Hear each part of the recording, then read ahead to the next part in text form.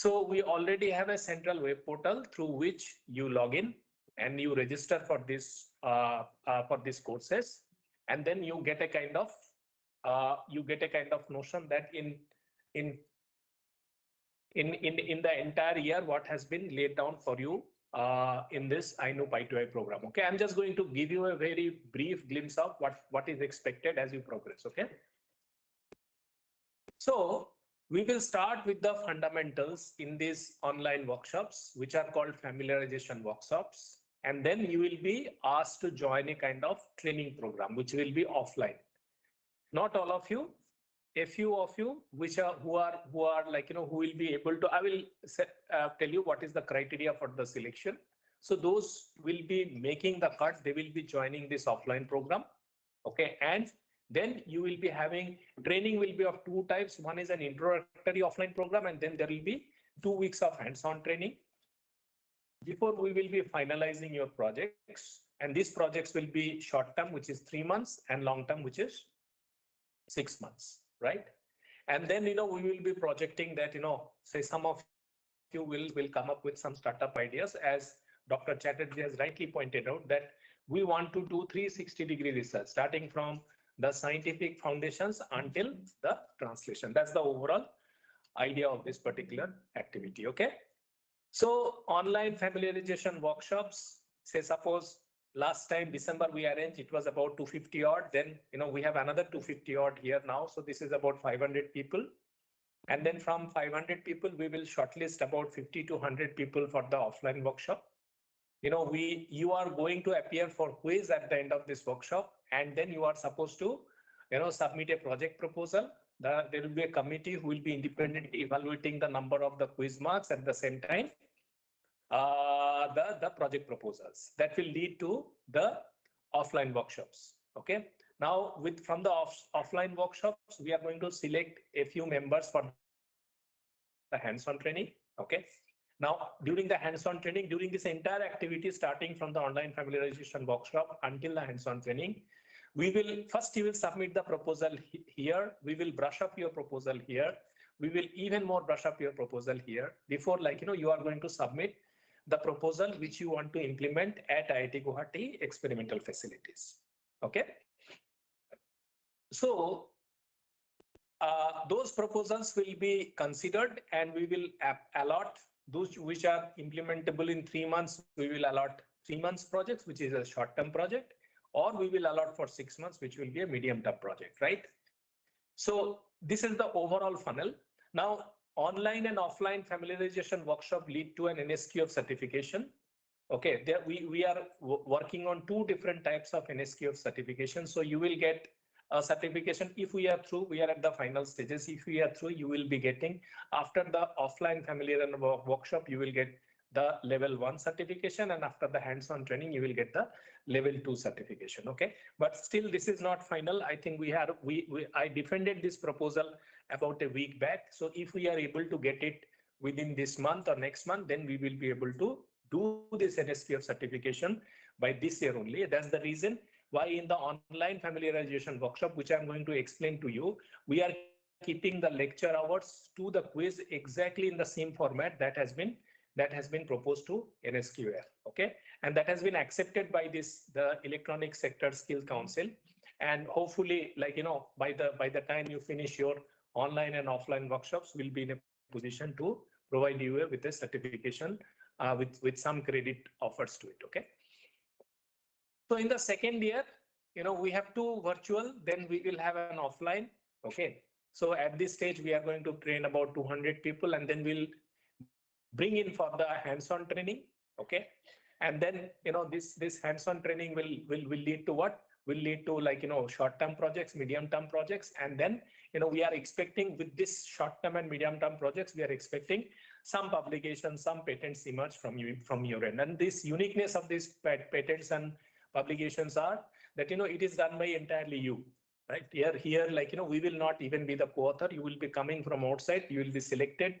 You will be granted a project. Your consumable costs, travel costs will be covered, and then you will be able to implement, and you are going to produce publications and patents. This is the expectation. This is the the deliverable from your side. Okay. So I have already discussed about this, need not be discussed. Okay, so this is the web portal that is available there. In this web portal, we have summarized the activities of all the 6. IIT Guwahati is the center of this project management unit. Okay, so we are actually managing all 6 IITs from IIT Guwahati, and all the data is put under this web page. So, you know, if you want to register for ISC Bangalore, if you want to register for IIT Madras, if you want to register for IIT Kharagpur, IIT Delhi, okay, all the web portals, you know, will be accessible from this web page. You can register for any of the programs. The events have been given here. What is right now working? What are the year-long events that are also given here, right? And then you can do through this users login. Through this login, you can do registration. You can register to any of the login, and you will be your entire set of information will be reflected on this web page. So keep an eye on this web page. Even your certificates are disbursed through this web page. Okay, so it's an online platform that has been developed indigenously in collaboration with IIT Guwahati and IIT Bombay. Okay. Next is, this is the program that you have, you know, for next 3 days. Right now we are, you know, at the inaugural here. We are finishing the inaugural session, right? And then, you know, we will have a tea break, and then all the technical session starts. So you can see that we are starting with the introduction of research methodology. Okay. Then you can see that, you know, we are going for neuromorphic computing. Okay. Then semiconductor technology for different types of industrial participations. Vedanta, you know, they have made it big in Gujarat, you know, in as a part of this semiconductor mission, and they are planning to establish a semiconductor fab. So this is one very important activity. Then we have got device simulation basics from Professor Swaroop Ganguly, IIT Bombay. Then we have a TCAD, you know, design software, Silvaco software, you know, which will be a kind of like, you know, to Silvaco. So I just request all the participants to complete the download of this software. I know last 2 days, you know, it has been ongoing from about all of you are attempting to download, and there are lots of issues. You know, yesterday I saw the count was about 100, right? So, but I expect that all 250 participants complete that and follow the tutorial. You know, today it will be introduction. So, you know, all these things also will be available through YouTube for different, you know, steps. So I hope you do this particular tutorial in a very comprehensive manner. So this is your first day. In the second day, again, you have a set of lectures in the morning hour, and then in the evening hour entirely for the advanced level of, like, you know, design of different types of, like, say, suppose here we have chosen the plasmonic solar array using Silvaco, right? So, you know, there are 2 aspects of nanoelectronic fabrication today. First is you have to learn the software very comprehensively, right? And then, you know, you translate that software into what? Into the lithography, vapor deposition, etching, okay, then electrical characterization and all these things, right? So in fabrication, you really need to be very strong as far as the simulations. First is the fundamentals, then the simulation part, and then only you can really touch those, you know, lithographic processes. So this is where you have to be very, very thorough, a lot of hard work and rigor is necessary. So you can see the lectures which are given here, that is directed towards improving your fundamentals, and then the software training that has been given, which is going to improve your design skills. Now, by the time you come here for the offline training and hands-on training, okay, you will be ready with this software. We expect that you will be ready with this fundamental knowledge and the software. And then if you implement them and in the hands-on, that will be the most comprehensive way of doing these trainings. Okay. So you can see that the third day also we are finishing with a set of lectures, right? And with a set of lectures, and at the same time with some of the very, very advanced topics in terms of applications and all. And you please note that last day, 23rd, you know, from 5 to 6 we have a quiz. So if you look at this entire 3-day architecture, it is exactly the lecture hours we have exactly planned as the NSQF pathway, okay, and the quiz is also a part of that. right? So if somebody is completing these lecture hours, if somebody is able to pass the quiz, okay, you will be able to qualify for the level 1 for the NSQF certification. So those who wants to really have those certificates, they should be appearing for the quiz, and I think the minimum cutoff mark for to get a certificate, NSQF certificate, is 70% for this quiz. So I request all of you to participate in the lectures very seriously, and the persons who are delivering the lecture, they will supply only us the questions with the answers, possible answers. It will be a multiple choice, MCQ type question paper. So you will be given 1 hour and you have to submit, you have to appear for the exam online, you have to submit it online, okay, and you have to make the cut of 70% in order to really qualify for the certification. Any questions? You may just drop you may be in touch with us on the WhatsApp. I will be answering your questions there itself. Okay, so don't worry if you don't get chance to interact right now with whatever confusions you are sitting with, right? So overall, this is the structure. After you complete the online workshop, then you come for an offline workshop. You will be given trainings on clean room protocols, lithography, deposition system, characterization, okay, computational and software. So you will be having an exposure for a week about all these activities in all the facilities available. First offline workshop, you will just be given an exposure. You will not be allowed to touch any of the instruments, right? But then when it comes to the hands-on training in the next phase, which will be for 2 weeks, you will be developing group-wise. You will be developing 5 devices, utilizing the facilities that are existing at IIT Guwahati. Typically, we go for a silicon MOS, MEMS, SAW devices, okay, perovskite solar cells, and biosensors in microfluidic devices, right? And you come up with a hands-on training of these many. So as you are doing this online, you are going to appear for the quiz. And I forgot to tell you, apart from the quiz, at this stage also, they will be requesting you to submit a proposal, project proposal, which will be a tentative in nature. But this project proposal, those who wants to really go to the next level, we wish you to have a kind of submitting a proposal, and we will be evaluating your quiz number and proposal so that you make the cut for the offline workshop. At the end of the offline workshop, we are going to again tell you to prepare first revise your proposal and then prepare a poster out of your proposal which you want to implement at IIT Guwahati, right? And then again you will be evaluated at the level of offline workshop to get qualified for the hands-on training. Hands-on training will be done for say, suppose if you are coming say about 100 in the offline, then online will be for a hands-on training will be about for 30 to 50 people who will be coming here and staying for 2 weeks. And then this entire activity will be completed there. Again, you will be submitting a proposal, and that proposal will be considered to a project management committee who is going to shortlist about, I think, 15, right? Short 3 months project is 15, and 6 months project is 5. That is the typical number we are going to shortlist from this particular group. So you submit the proposal, they will evaluate, they will submit a recommendation. So if you are through with this, what will happen? You will be able to implement your ideas here at IIT Guwahati, utilizing all the facilities initially for 3 months. If you are doing well, if you are able to publish, if we see that you have a potential to publish your work, if we see that you have a potential to patent your work, we are going to support you for 6 months, and that will actually add to your deliverable. Okay, so this is the overall roadmap for INUP.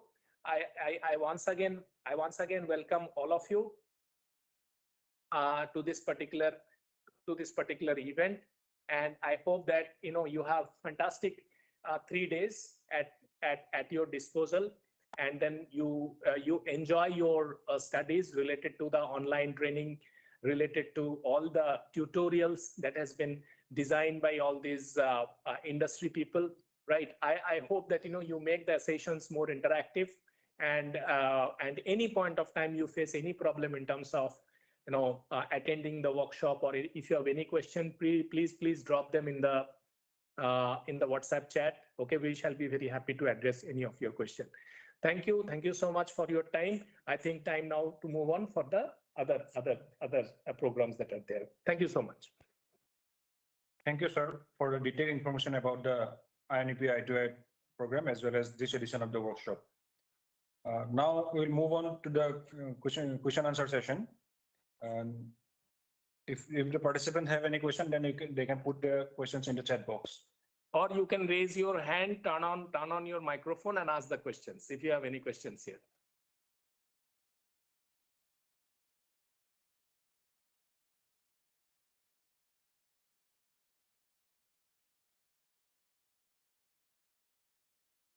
Anybody has any question related to this, whatever has been discussed up to this point, you can raise your hand or you can put the question in the chat box. We shall be very happy to answer your question. You have any issues related to software installation? You have any issues related to, yes. Sachin, please go ahead. Unmute yourself, speak. Hello, sir. Yeah. Hello, sir. So, should we have to submit the proposal alongside with the quiz, right? Can you please repeat once again?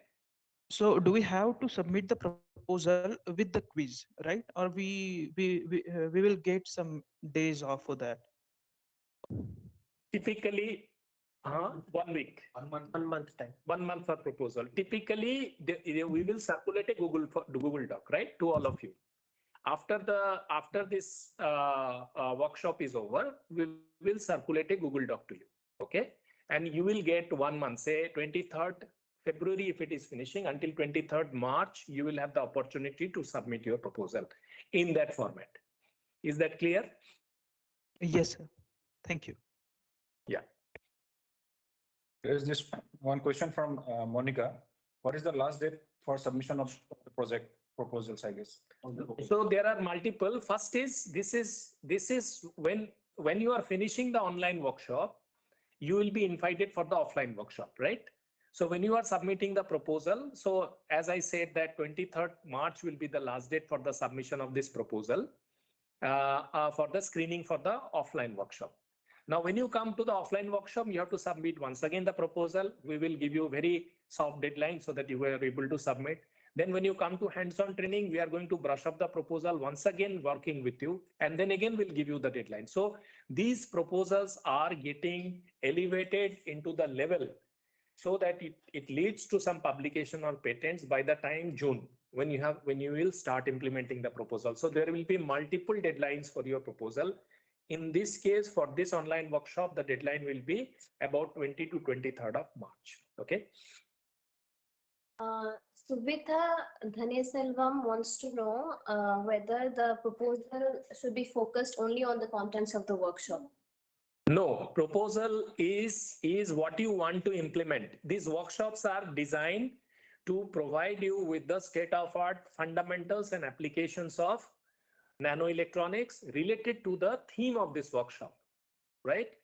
Energy devices, okay, and nanoelectronics. So all this, there is a theme associated with that. So lectures are designed based on the fundamentals and applications of the theme of the workshop. However, the proposal that you wish to implement at the nanoelectronic facility at IIT Guwahati, proposal should be directed towards that end. You should be writing a proposal which you want to implement, you want to publish, and you want to patent your proposal, but the area should be in the nanofabrication, nanoelectronics, nanomaterials, nanobiomaterials. It should not be any other area like civil engineering or say suppose design, right? If it is civil engineering, it has to be in the area of nanofabrication. If it is design, it has to be in the area of nanoelectronics, right? So the area is typically nanomaterials, nanobiomaterials, nanoelectronics, microfluidics. Okay, these are the areas in which you can submit the proposal. Dream is yours. What exactly you want to implement to come to IIT Guwahati and then publish and patent. Yeah, who is this? What is the name? Hamadur, you can really turn on your microphone and talk. Hamadur, you want to speak? Yes, sir. I just want to ask one question. So it is necessary to give our proposal before the hand-on training. So in the hand-on training, we basically work on our proposal. It's very, very important that you submit the proposal immediately after this online workshop. Okay, so when you come, so there are two aspects of hands-on. First, there are two workshops. One is an offline workshop. Okay, so you will come and it will be very similar to online workshop. You just will come to IIT Guwahati. So you will listen to some of the basic lectures of basic subjects, and then also you will visit the facilities. So during that offline workshop, your proposal, you will work with a group of professors here with your proposal to improve the proposal to the level where you can improve it to, so that it leads to some publications and patents. Now, then again, you will come for the hands-on training for 15 days, okay, where you are going to develop the devices and simultaneously you are going to improve your proposal so that you are developing one proposal which is implementable at IIT Guwahati. So suppose you say you need some of the facilities which are not available at IIT Guwahati, you should not be proposing that. So we will be fine-tuning your proposal in a way so that whatever facilities are available, those facilities will be utilized. Whatever you want to implement, you are able to implement that. A synergy between these two will be worked out during the two workshops. One is an offline workshop when you are going to visit IIT Guwahati, and very quickly after the offline workshop, within a month, there'll be hands-on training. Again, you are going to, one is for 5 days, one is for 15 days. You are going to visit IIT Guwahati to finalize your project proposal. Could I answer your question? Yes, sir. Thank you so much, sir. Thank you. Yeah. Kushma Kumar is asking when the tutorials are going to be shared. Tutorials? I think the lectures delivered. This entire lectures are online lectures. They are all recorded. Recorded version will be available, right? See, it is available in the YouTube. Okay, so you can go through all these lectures either online or in the YouTube. Tutorials, you will have to appear for a quiz, not tutorials. Okay, so at the end of this workshop, 23rd evening, 5 to 6, you have to appear for quiz. And the questions will be based on the lectures that are given in next 3 days. And you have to, if you want to qualify for the offline workshop, there is, or if you want to get certified with the NSQF certification, you have to achieve 70 marks minimum. 70 and above will be, I mean, you will get anyway participation certificate from IIT Guwahati, but if you really want NSQF certification, if you want some credits out of this particular activity, that credit will be what? That credit will be, you have to really get 70 out of that, out of that code, out of that, in that quiz.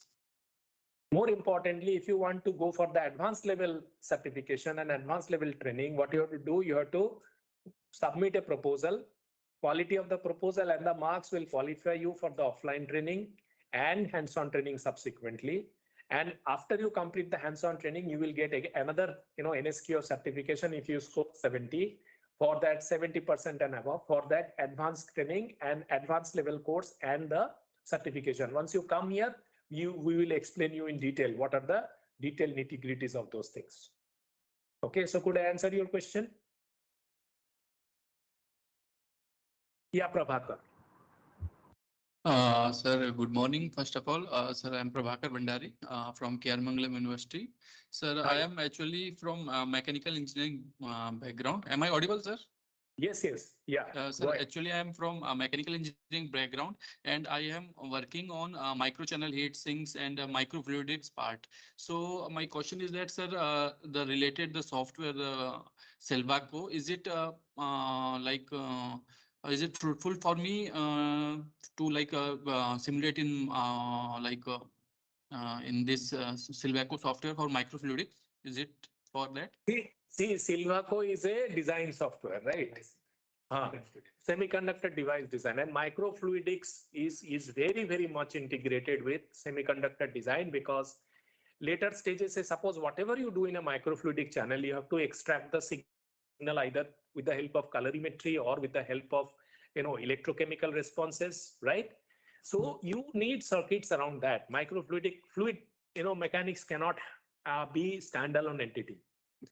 These workshops, we are going to provide you the multidisciplinary flavor. What exactly in a microfluidic channel, you need to integrate in order to extract the signals, the change in the colors, the change in the electrochemical properties. For that, whatever accessories you necessary, that you are going to design in the Silva course. So, say you don't think that, you see, when you are an engineer, you are an engineer. Mechanical is your specialization, but that doesn't stop you. Like, even in your mechanical engineering course, you study electronics, you study humanities, right?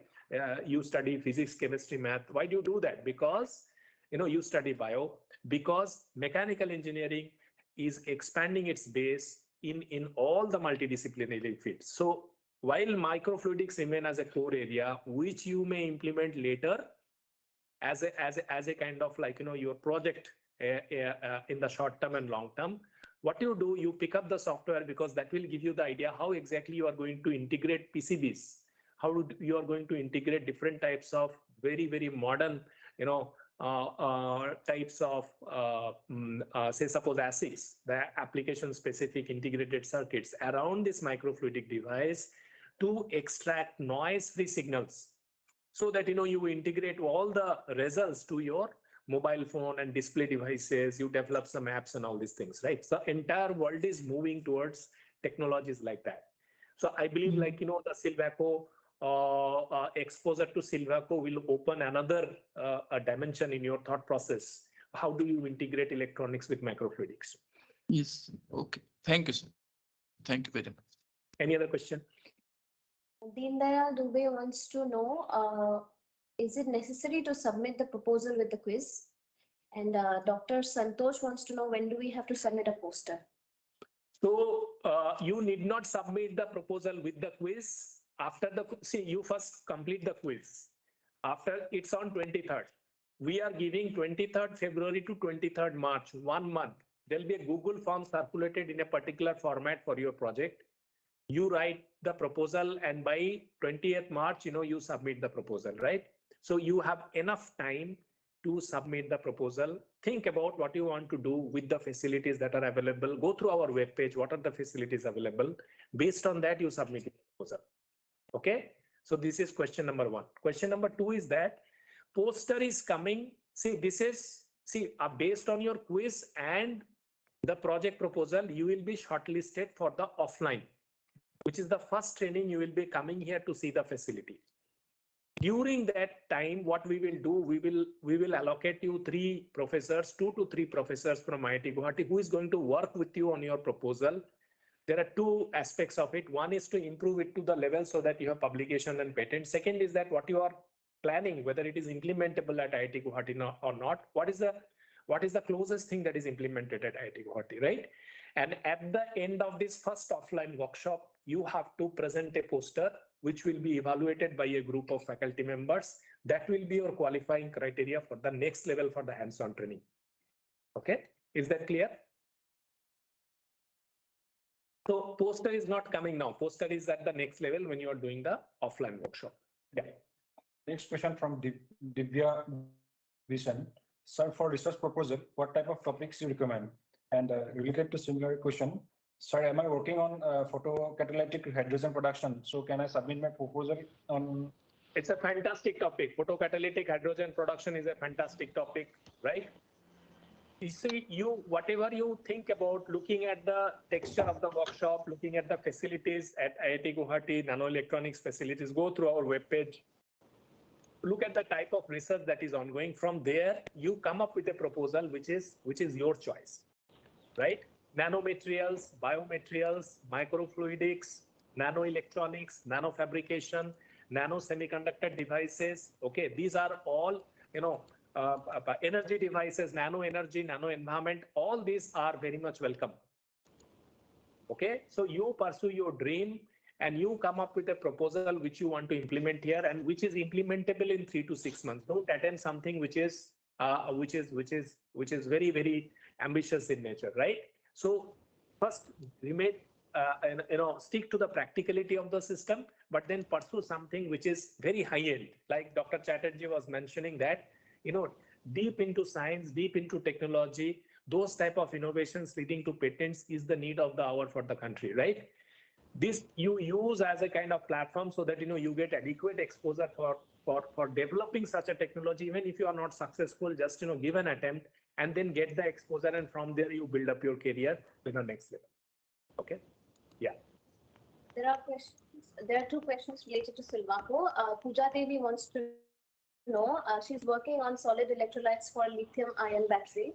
Is Silvaco useful for her? And Utkarsh Singh wants to know if he can make UCL in Silvaco. First is that materials part. Material design is not anything related to the circuitries. It is absolutely possible, right? So as I explained in the previous part, materials, fluid, these are not possible. For these, there are different other softwares are there, right? Movement can be simulated. Yeah, so ion movement can be simulated, but mostly Silvaco is a electronic circuit design and circuit design software.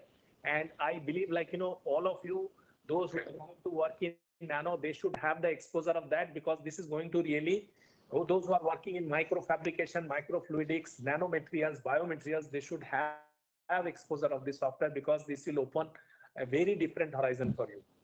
Okay, and I'm telling you, it is not absolutely difficult. These are all push button, like you have learned Microsoft Word.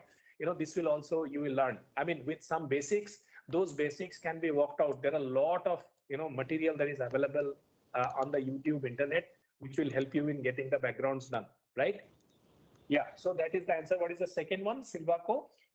Can I make UCL in Silvaco? Utkarsh Singh wants to You know. cannot synthesize, but then you can do the characterization, the performance related to, like, those software. So I think there are some tailor-made examples which are very basic examples. Once you do that, you will get much better idea about, like, what is the potential. Essentially, most of the integrated circuits, most of the signal processing, noise-free signal processing, the necessities for that is slowly moving towards this, optimized software design.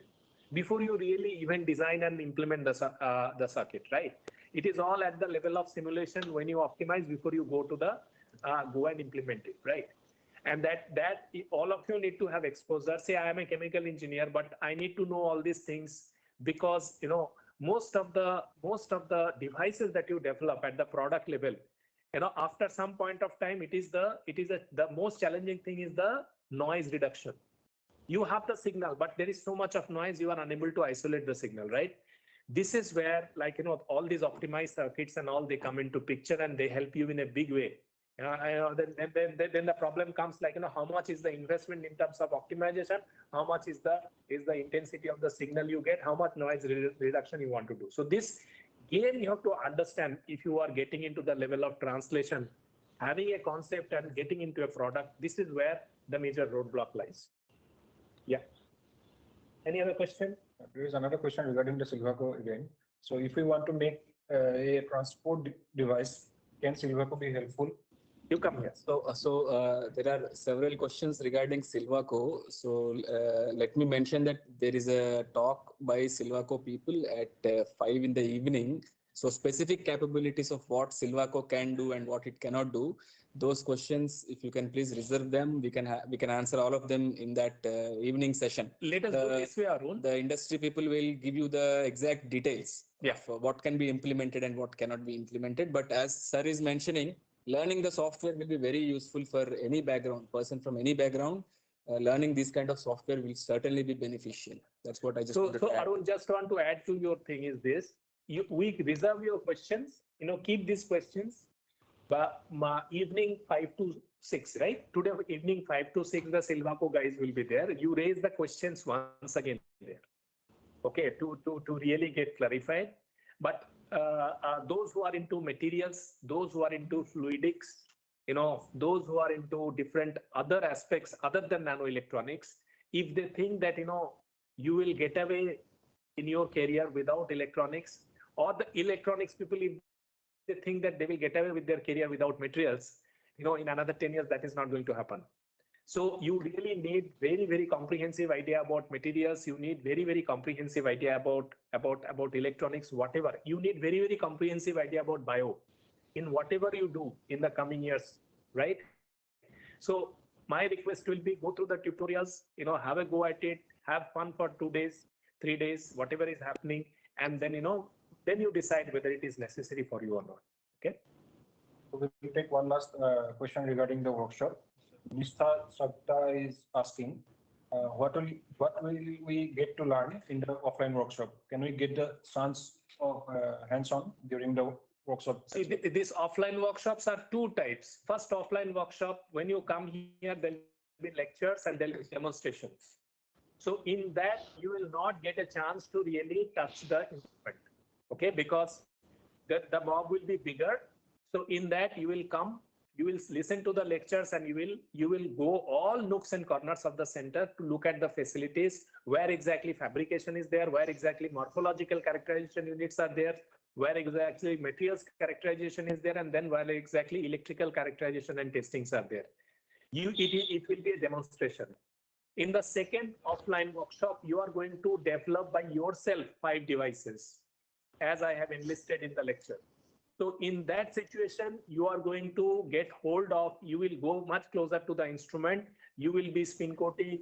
You will be helping the TAs to expose it to lithography. So you will get much closer exposure. So first offline workshop is for about 5 days. Second hands-on training is for 2 weeks, where you will be staying here for a longer duration. Every day in the afternoon hours for 3 hours, 4 hours, you will be roaming around.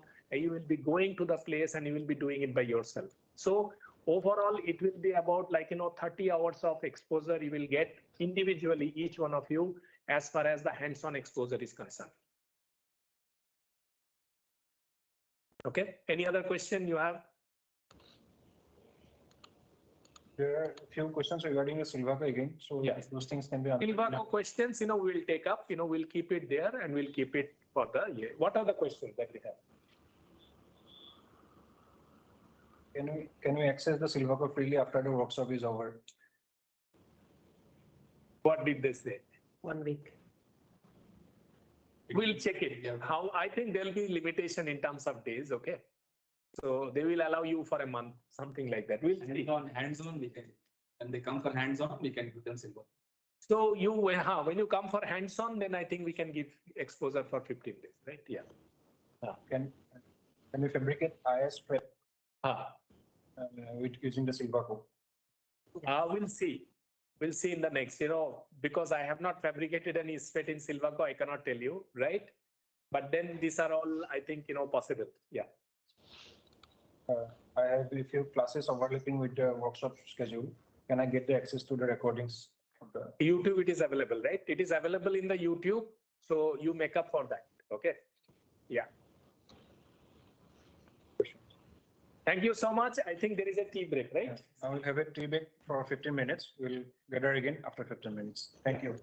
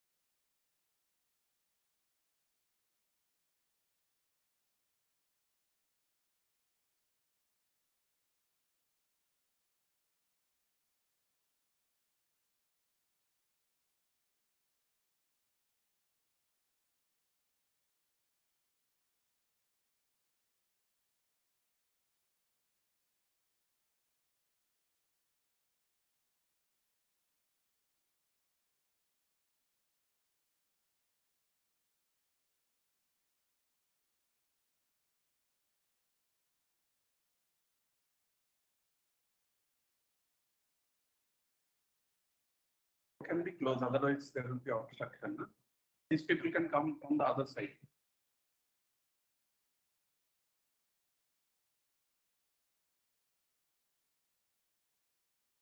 Hello again, everyone. Welcome back to the INUP I2I familiarization workshop. Now we would like to invite Professor Siddharth Shankar Ghosh to deliver a talk on research methodology in cancer theranostics. Professor Ghosh is a distinguished faculty of the Department of Biosciences and Bioengineering and the former head and current faculty at the Center for Nanotechnology at IIT Guwahati. Professor Ghosh carried out his doctoral studies from Indian Institute of Chemical Biology, Kolkata, and postdoctoral studies from Albert Einstein College of Medicine, New York, USA, before joining IIT Guwahati as a faculty member in 2003. His current research interests lie broadly in the fields of EMT dynamics, cancer therapeutics, nanotheranostics, and biomicrofluidics. Over to you, Professor.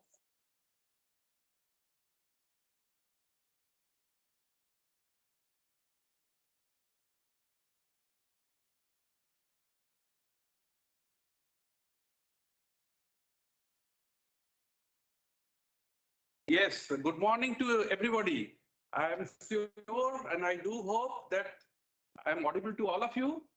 And if there is any problem in the communication, please let us know. We'll take utmost care of that. Thank you for this nice introduction. I am Siddhartha Ghosh. I've been working associated with the Center for Nanotechnology since its inception in 2004. Now, today's topic in this familiarization workshop is on research methodology in cancer theranostics, which essentially consists of the three components: the conceptualization of this topic, which I think it is very important for the budding researchers, the students who aspire to do research in the field of theranostics, nanotheranostics rather. For them, how they will approach to the research problem, that is very important. This is also not for the academician, especially the faculty members of different institutes. I can foresee some of them are already there. It is for them just to recapitulate the memory and add on some of the concepts that actually in the process we develop while discussing. The second part is the cancer theranostic part, which is the domain of our research for the understanding the devices as well as the therapeutic avenues for cancers. And two important methods which is pertinent to the field of cancer therapy research we will discuss, given some example from our lab research that we hope to do an outline in this whole methodology. As you see, in the left side, there are lots of journals which appears as a jargon for the research.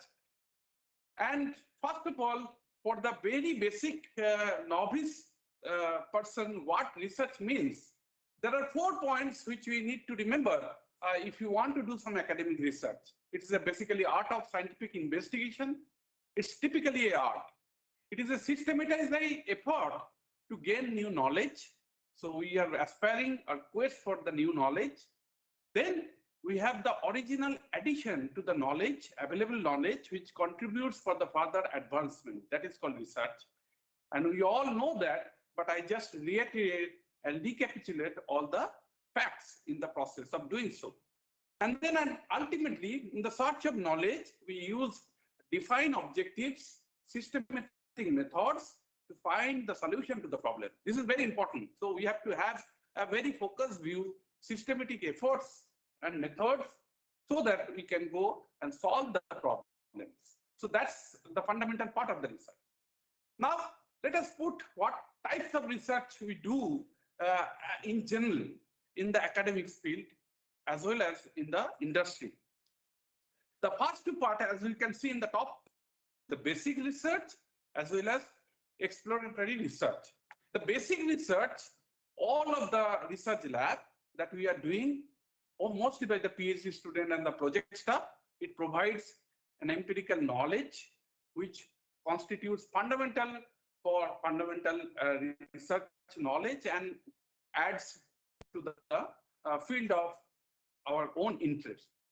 On the other hand, exploratory research actually helps in finding new facts which was not discovered before and go deep into the research problem, and then we develop an idea on that particular research topics. So the basic research is the work for a limited area and which actually the advancement of the process in the field. Exploratory research in the other way, it is a complete new fact that actually have been tried by many of the scientists, researchers, academicians.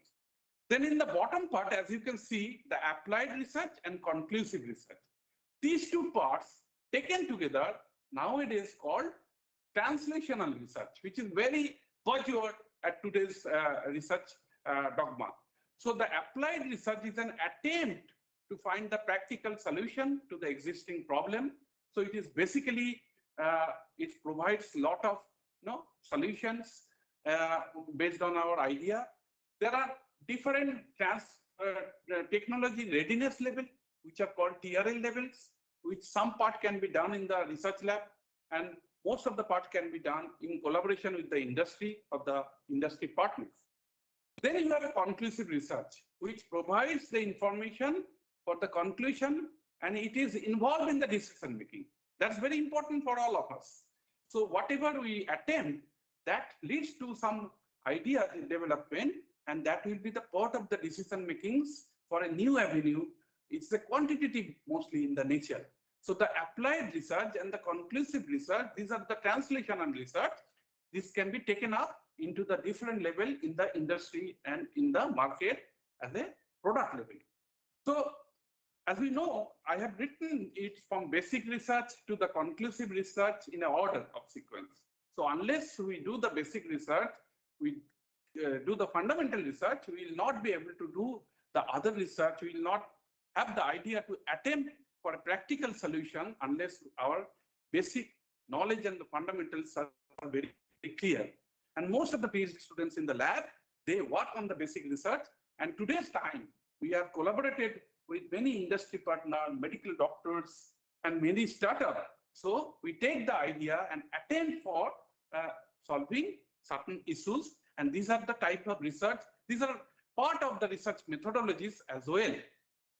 Now coming back to the research methodology, what is different between the research and the research methodology? Research methodology is a kind of a Wagner wheel, as you can see here. It starts with the general category, then you have a research design, the data type, data analysis, purpose of the study, the nature of the study. So all are accumulated and all are coined into one wing that is called the research methodology. I'll try to explain to the beginners one by one. So you can have a general category where you have quantitative or qualitative research.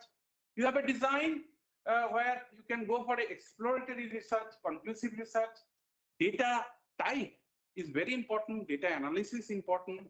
The purpose of the research is not limited to the fundamental, it is applied also, and this can be analytical research or can be descriptive research. So all these parts of the research are the part of the methodology that we are going to define. The methodology does not speak only the methods, it speaks the whole array, the whole system, which are actually linked to each other in the research. And we need to understand as a student, as a beginner, about the concept and recapitulate our memory, whether it is correct or it is need to be further advanced. So first, in the methodology, we come to the aim of the research. So what is our aim? That is aim called the statement of intent. So we should have an intent, we should have a desire to do a particular research which is application oriented, which will solve probably the scientific procedure, right? So that's the statement of intent is the aim. So now if you look at this in the right side in the box, you see an inverted triangle. So in the aim, you have a generalized aim. So what does it mean? Actually, generalized aim means suppose you want to pursue a research in a particular lab, that lab has a research background, you want to work on that background or in a slightly different background. So go for the background information, go for the literature survey, find out the lacunae of the problem, and look at the current state of the field, and then slowly from the general, you can go to the specific, which is very focused. When you go to the specific of the problem, then you state your problem, that is called several objectives, right? Then you go for the research hypothesis. So these are the plan that we want to do. And then you have the methods for executions. So you go and execute the specific methods, and then you finally achieve the end. So it is basically an inverted triangle. So you start with a flurry of general information around, you put them together, you find out the lacunae, get the specific aim, and then achieve the aim. So this actually is done with the help of review of literature, the help of the guides for the research to the specific study, and your laboratory, the mentor and the senior students helping in the beginning, if you have a so-called nice cooperation with them, right? So that's the way one should approach to the research from the very beginning. These are the stories sometimes are not told when a student is joined in the lab. They actually go through the process by the practice, and they acquire this knowledge. But it is very intent statement actually is the research problem. Now coming to the research objective. So how do we define research after? If we go back and if you see the research aim is the statement of interest. What is your intent? You show that intent and show the interest.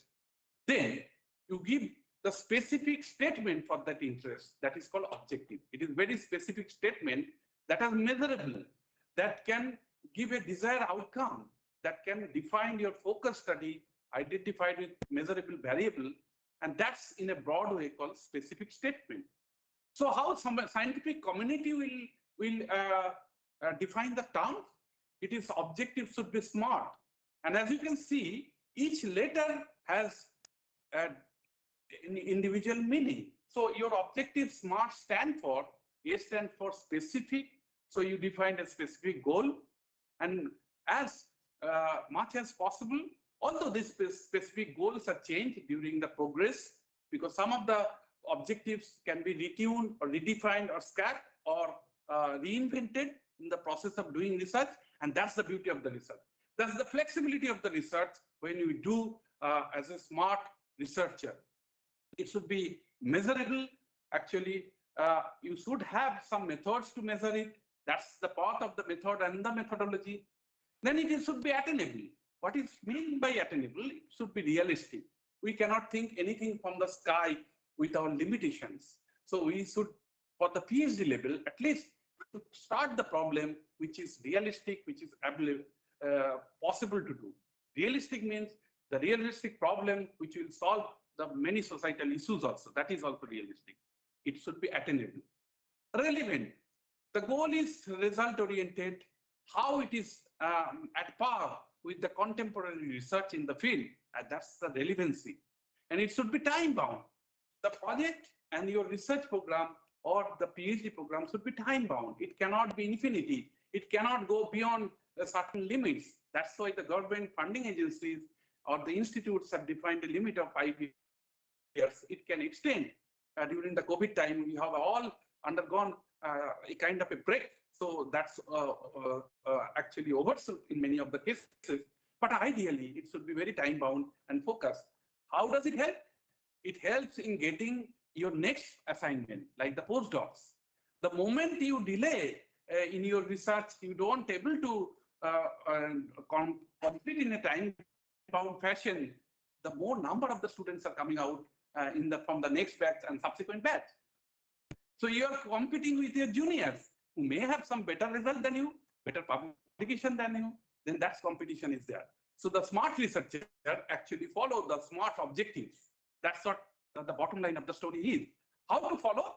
There are ways to do that. These are few of the jargon that I have put. So the objectives are very important. Then coming to the methodology. So aims actually gives what problem we will be addressed. The design will give you how we will achieve the stated problems. the benefits will give you what is the contribution to the knowledge, what is the knowledge that we are getting to develop the products. So that's the part of the methods. So it is a very defined process. So it identification, selection, analysis, interpretation of data. That's how the research is done very systematically. So it is a very systematic process. That's the research methodology. It's all together is a defined process. So now, if we come to the bottom line of the story, the research methodologies, and ask some of the key questions which is to be addressed and to be considered, what the approaches we'll take. So we'll start how we'll plan to manage a research project. Suppose your guide or you have been recruited to a research project that has a defined goal. So that's how you will do, or what in extra you will impart to that. So that is your scientific research. Then the plan of the thesis. If it leads to the your thesis, PhD thesis, so how do you plan? So you start with the literature survey, aims, objectives that is defined. So you plan. How will you achieve the plan? How this result will be published? How the research result will be assessed? These are the steps that each and every time we have to go back and forth during the process of your research to address the key questions. So this will actually tell us, these are all connected. These are not segmented views, but these are all intertwined so that you can easily get an idea how to do a good research or have a complete story out of your thesis work in the process and methodologies. So now, coming to the research methodologies, these are actually defined, very well defined. These are all 6 steps that we need to follow. The first step, as you can see here, is the define of the focus objective, which is SMART objectives. Then identify the methods that you want to pursue in your research, right? And then to see why you have selected this particular research method. That is the number 2 and number 3 are well connected. So you selected some of the research method which may not be applicable to your work, but which may be applicable to some other works. Then how will justify your research method that's not correct? So that's justification, and that's kind of a feedback loop is always helpful to take you forward. It is not a negative feedback loop. It is a positive feedback loop, whether your methods are correct or not. So validation of the method, selection of the right methods are very important. Then the audience, where you want to collect the data and what kind of data you want to collect. So that is your methodologies, your experimental part. And then the data interpretation of the data, which is very important. How do you interpret the data, the figures, the tables, and your hypothesis, which you have formulated. So how will you connect with them in a natural sources? That is very important. But all the data at today's world should be quantitatively validated with a quantitative measurement statistical tool. That is the number 6 point. And then only you will be able to achieve and present the data as a publication. So starting from your aim, goal, and the feedback positive loop with your experiment, then interpretation of the experiment, writing the publications or the thesis, these are all interconnected. So these actually go hand to hand, and it has got a nice flow of the process. So that's the part of the research methodologies. When we come to the number 6 point, as we have discussed, where you have the writing of the report. Writing of the report can be in the form of the grant, writing of the report in the form of the publications. So it is very important. What is the importance of the publication? It is just to show that you have done some work, or it is really has some importance. It's true, it has really some importance. It gives the scholastic view of your research. You understand what I mean by the scholastic view? How important is your work in the contemporary field? How your data will be accessible to the other professionals who are working in the field? This is equally important. The greater the scientific community gets benefits, the much superiority you will get in your work, and ultimately you will get a kind of a satisfaction that you have done some work which is read by somebody and cited by some other groups. So it is the quest of the knowledge which actually allow us to do the particular research, and then it is taken up by the scientific community. And if it is accessible to the professional as a whole, the potential effect is too high. And that's how we should aim at it. So to do that, you need the clarity in the communications. So you have the satisfaction, you have the protection of your intellectual property by publication of the patents. You have the process of thinking and effective writing skills. Most of the students when they join, they undergo a kind of training in the process of writing their skill. So how is that? They write the report, they write in the statement, or the project, what on which they want to do the research, and they develop the skill. Those are corrected by their immediate seniors, and then ultimately come to their PhD supervisor.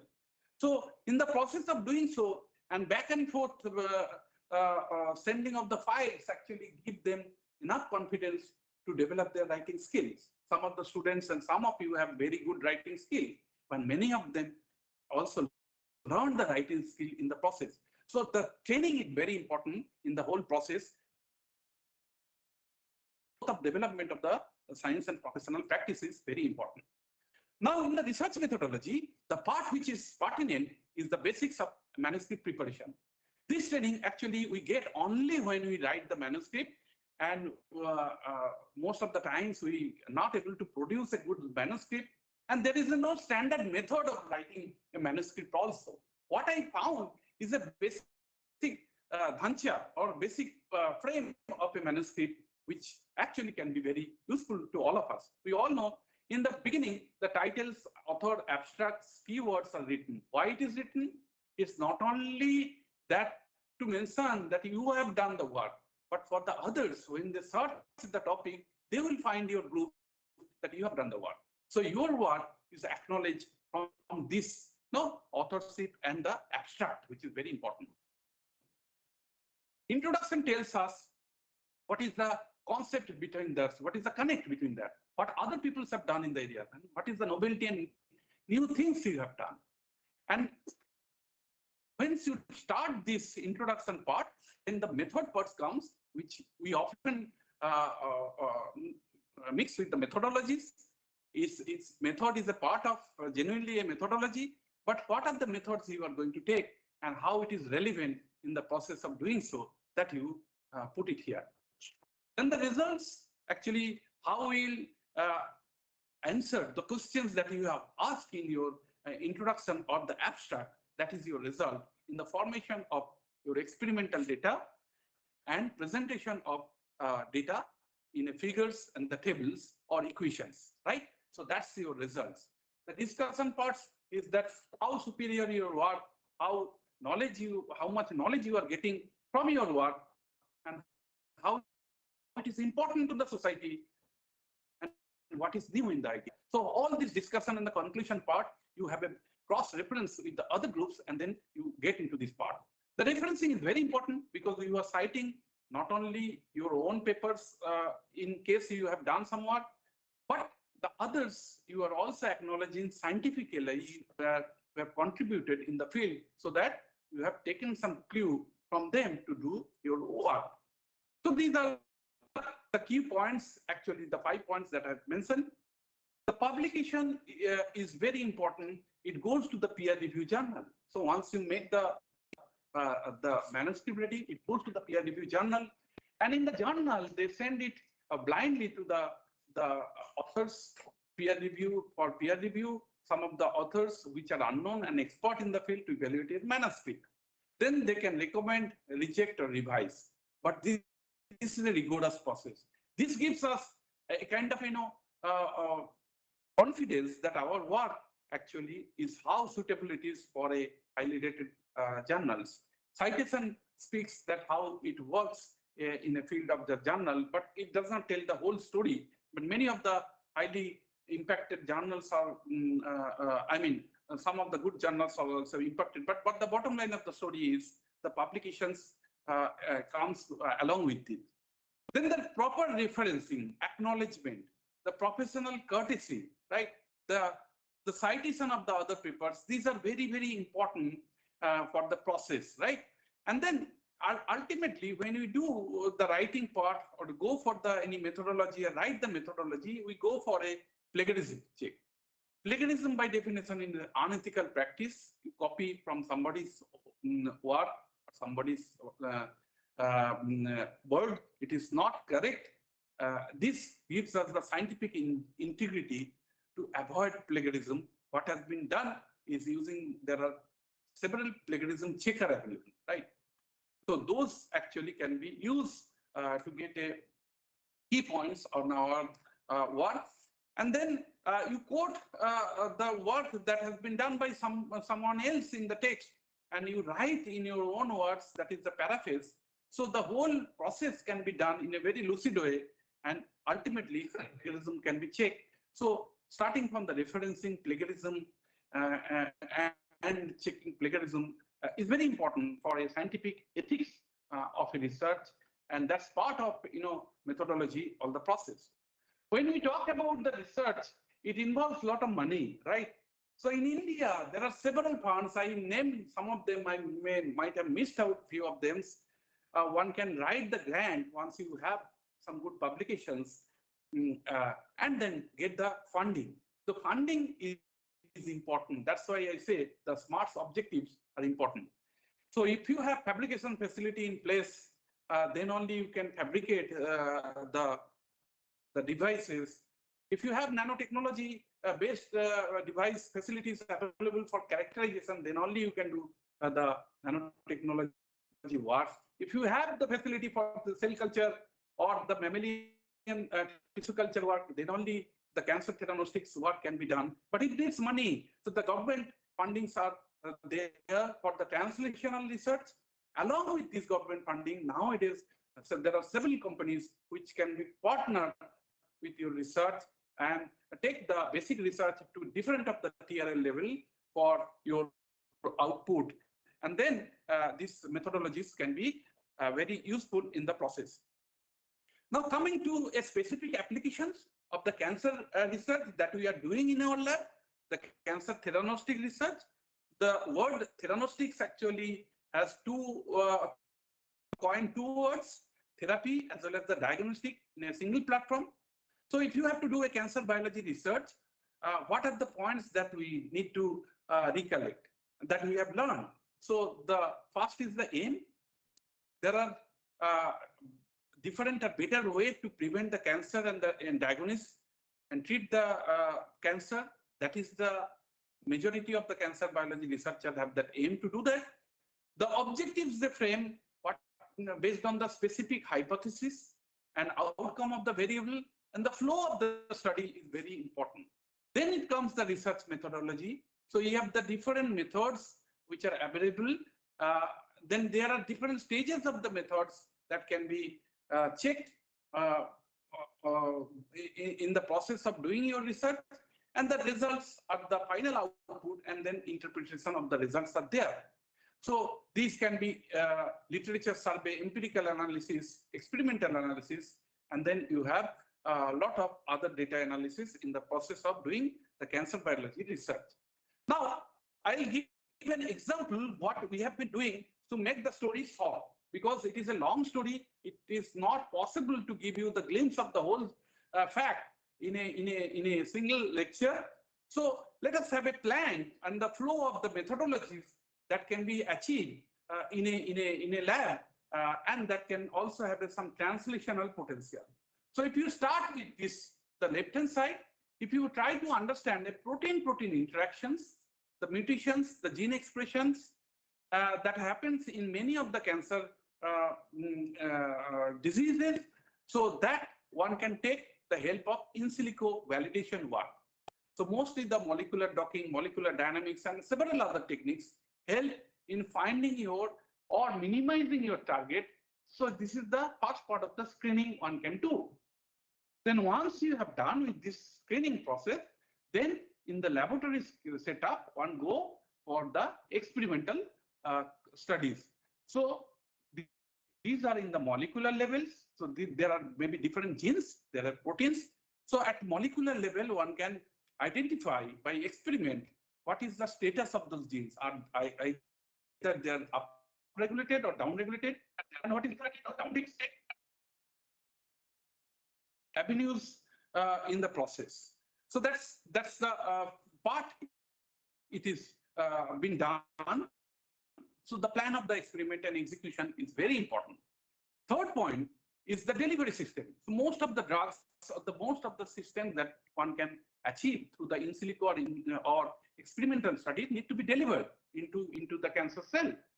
Here comes the nano delivery vehicles. So development of the nano delivery vehicles and the suitable vehicles, bio-friendly vehicles is very important, and that should follow some of the FDA and WHO guidelines. So the suitable delivery vehicles is one important part. Once we have validated the whole part, then one can go for in vivo validation and analysis. That is the experimental model into animals or as well as the spheroid, a tumor-like environment that can be grown in the laboratory. So at the most, these four things can be done in any sort of cancer biology or cancer theranostic laboratory. So once you get this validation, then the next will be the transfer of the technology to the startup of the company so that they can do a more rigorous screening of the entire process. So this plan and execution of the work that we regularly do, I'm just sharing our views on the topic. So I will not go and bombard you the details of the biology that we have been doing in the process, just to give some of the examples that of our recent work in some of the prestigious journal where the cancer signaling target module can be targeted with some of the small molecule inhibitors as well as some of the drugs. There can be in vitro model, the in silico approaches. There can be a functional approaches also, and there can be the nanoparticles also, which can deliver the drugs in the process to fulfill some of the objectives and culminate the thesis work in the process. Now, I will take you, because of the time, I will take you to two of the methodologies that we have been doing in our lab, and we are practicing it. And I will just show you some of the data that may be important for you, not to give you too much of the biology, but just essence of the story about the confocal scanning electron microscope. I'm sure many of you have have studied the confocal microscope, but my job is to refresh or brush up your memory how confocal microscope work, which is actually slightly different from the microscope of any fluorescence microscope. Confocal microscope actually focuses in a particular focus of a plane, so that you don't see any out focus lights or fluorescence to be coming out. So it based on a pinhole techniques. So it can focus different planes and different planes of light. Then you say, what new, sir? Why you are saying so? Because when I will talk about some of the data, you see the clarity of the representative of the data. This gives actually a basics of understanding at the molecular level what is happening, organelle level what is happening. As you can see here, this is a kind of a tumor spheroid, and it has got a depth. So the normal microscope cannot go into the depth. There will be out of focus lights. The confocal will go. To make the story even easier, I put an animation, and I'll run the animation and stop and explain to you. This is a confocal microscope, actually, where the lights are placed on the specimen. It is called the focal plane. The molecule is fluorescence. So the fluorescence will come out, and then it will be collected into the detector, but there will be some out of focus blurred light which will be actually ruled out. So let's move to the video and see. It's a few seconds or minute video. So it started with some of the lights that actually the mercury lamp, which is used in normal microscope, is replaced with the laser light in the confocal, which gives you a specific intensity of the lights, and that's how it works. Actually, the light cells are focused and blocked by the pinhole. This is the pinhole that we are talking about. So most of the lights are blocked, and only the fluorescent light molecule out of the coming out of the focal plane is being projected here. So that's what is the detection happen. The other lines are blocked. So in that process of doing so, the mirror, several mirror plays important role, right? The laser light through the dichroic mirror is coming to this mirror to the objects and on the stage. Now you see the reflected fluorescence light is going towards the camera, and that has been collected. So what is happening, this mirror plays very important role in the entire process, and they actually rotate. So if they rotate, as you can see, the light also, the laser light on the fluorescence on the specimen can also rotate and into the direction of the X and Y. So what is so important of that? If the light rotate in the direction, you get a sort of images. If it goes to the Y directions, you get another sort of images. So you get a lot of images with the software, you accumulate them, and you get a stacking of the generation of the 3D images, and then this image are captured, and then ultimately you get a 3D image of the entire part, which are totally fluorescent. As you can see, the generation of the 3D images, you can see multiple of the color in the process. So I hope I could explain to you. Now let us go to some of the images that we want to see. Here I can show you the images of the live and dead cancer cell. MDA-MB231 is a breast cancer, triple negative breast cancer cell. It is causing a lot of breast cancer. It is a the platform of our investigation. The live cells actually can be seen green fluorescence. There is a dye called calcium AM. When this dye enters into a live cell, the ester bond is cleaved by the esterase. So in the cell, we have a lot of esterase enzyme. You all know from your basic knowledge, the esterase enzyme cleaves the ester bond. When the calcinin AM is cleaved, calcinin is formed, and that gives the green fluorescence. That's why you see all the green fluorescence here. And all the cells are live, that will give the green fluorescence. If some of them are dead, the propydium iodide actually will enter, that gives the red fluorescence. So red and green you can clearly see in the cells. So you can quantify how many cells are live and cells are dead. Now, this is the normal cells, the 2D culture of a cancer cells. It grows like this. The 3D culture grows as a sphere. So it has a hypoxic core and the cells are growing in stack. So it is very difficult to be able to see the spheroid, which are tumor in nature, by normal microscope. But you see what we can get by the confocal microscope. You see this is the bright field image. This is the stain image. This is actually some of the cells are dead. If you merge it, you get a nice image. When more number of dead cells are there, you see more of the red fluorescence over green. When the red live cells are more, then you see more green fluorescence over the dead. So you get the little inside story when you play with the two fluorescence dye, which is difficult to get in other microscope in terms of the clarity. This is the microfluidic channels. We wanted to see whether the cancer cells can move inside the channels and all. So you need a high resolution microscope to do that. And the cancer cells can pass through the channels and they actually deform and they reform in the process. If I run the video, you'll see that how it is happening. So the clusters of the cells are passing through the channels and they're getting deformed in the narrow domain.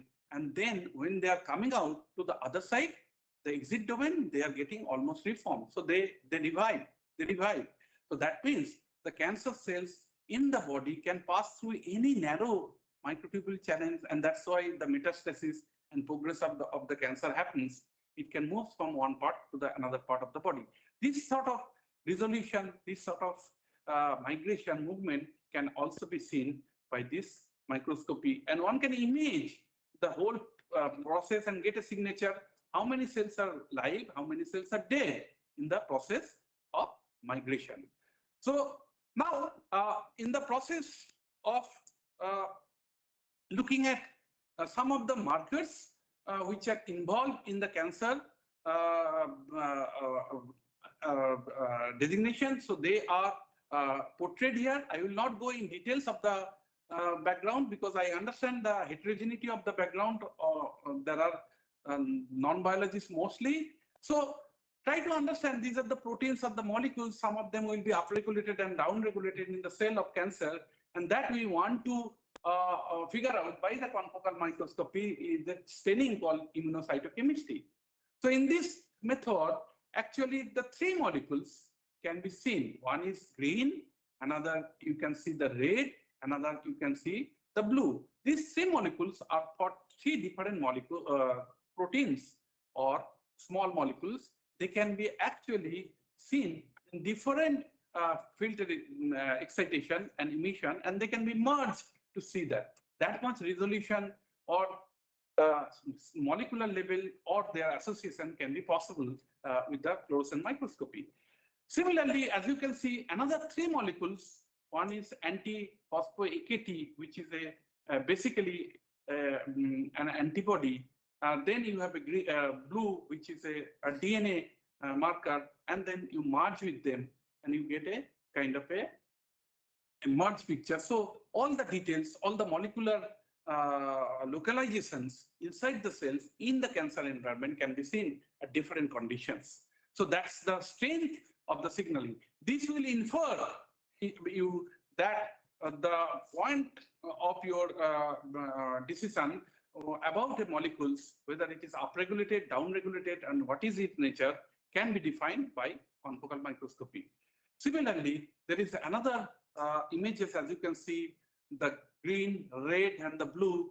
These are three different molecules or three different excitation probes that also can be identified simultaneously inside the cell. So it is like a multiplexing one can do with a confocal microscopy. So you can get nice crisp images of the inner localization of the molecules inside the cell, and that images tells us and quantify how much is the depth of your experiment and what you essentially are getting through the process. So similarly, there are several examples.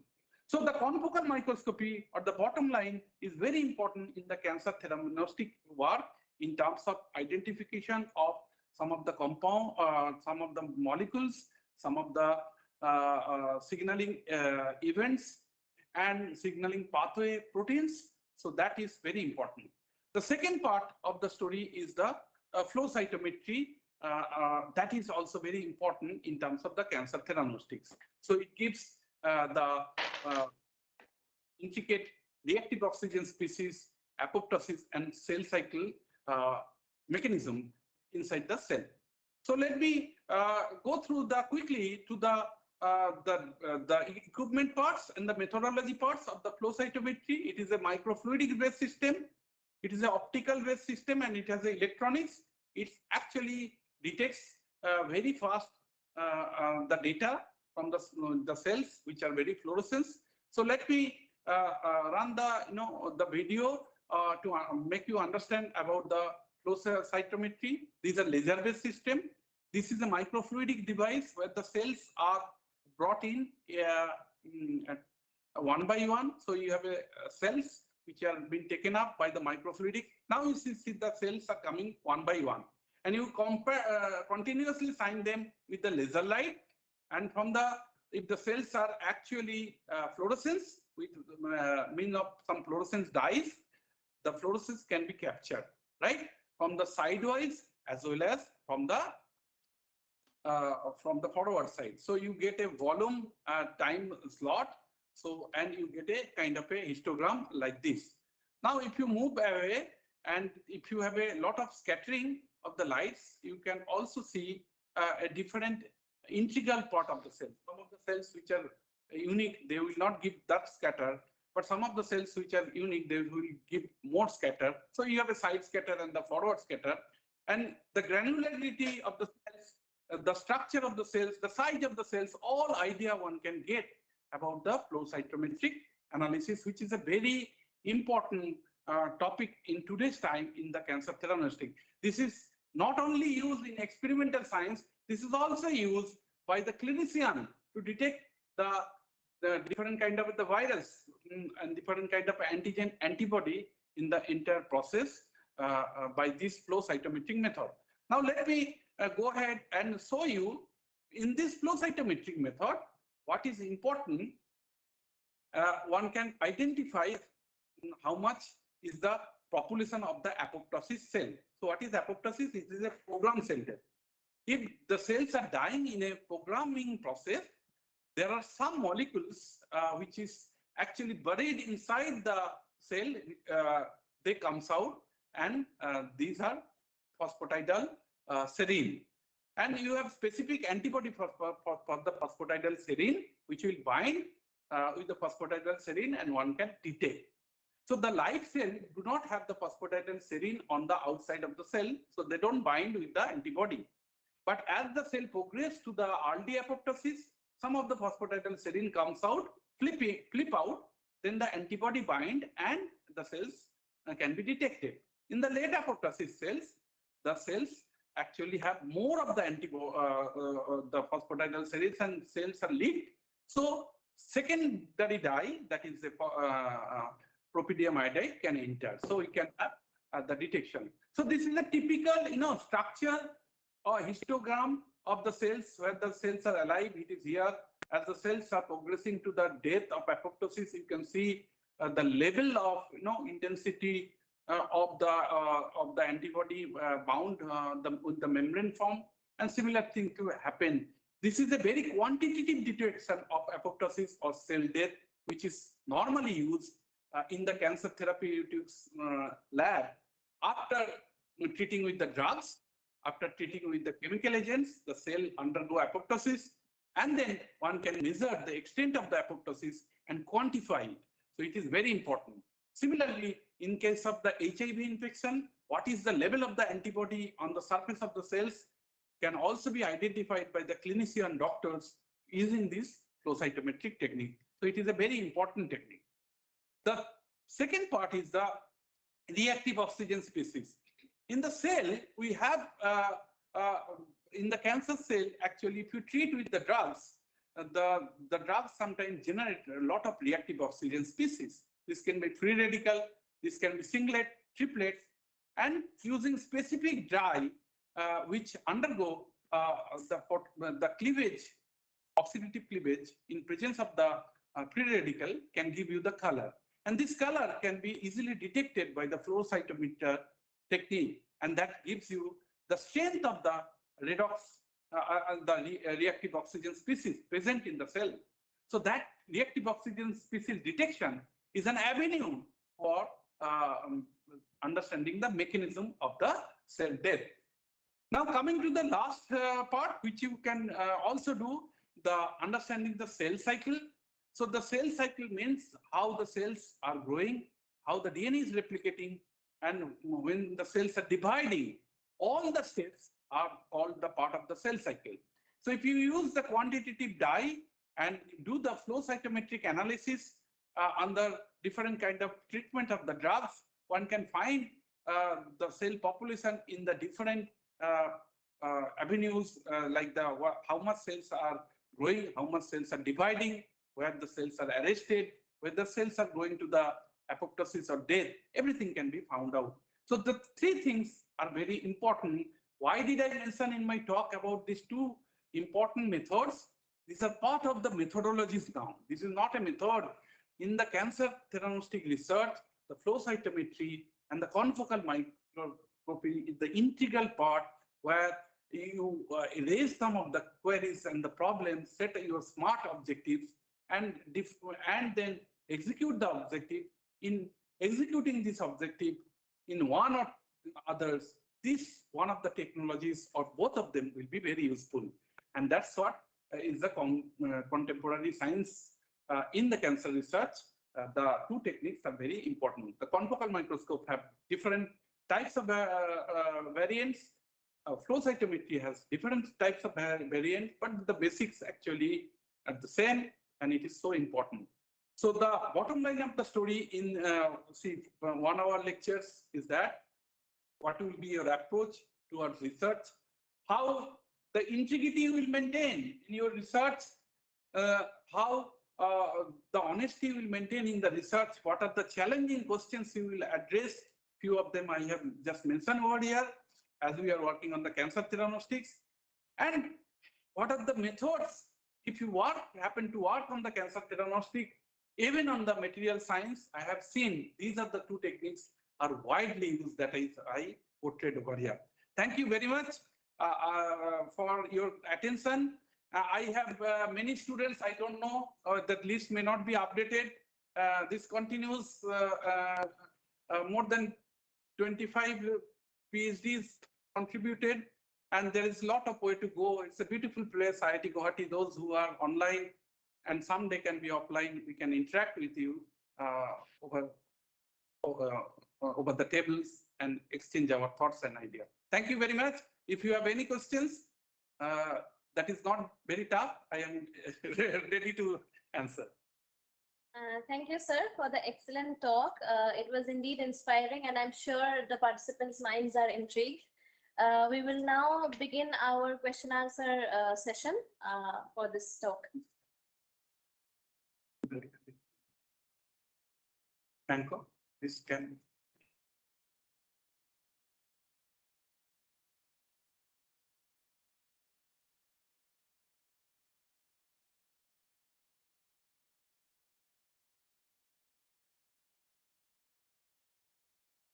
They will be able to ask.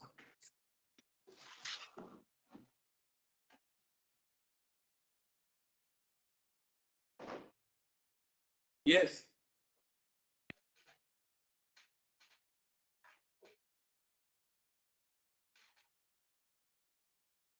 No, we are not able to hear you, Pooja.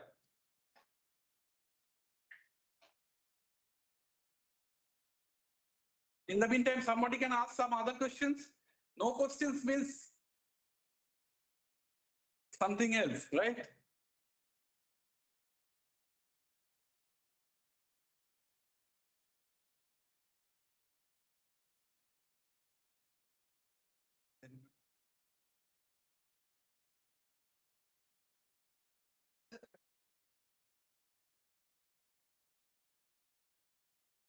That means nobody is there in online.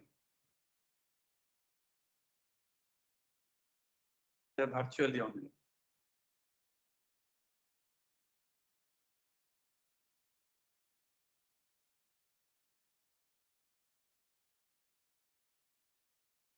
We request the participants to pose their questions. So in the meantime, sir, I have a question from regarding that research methodology part.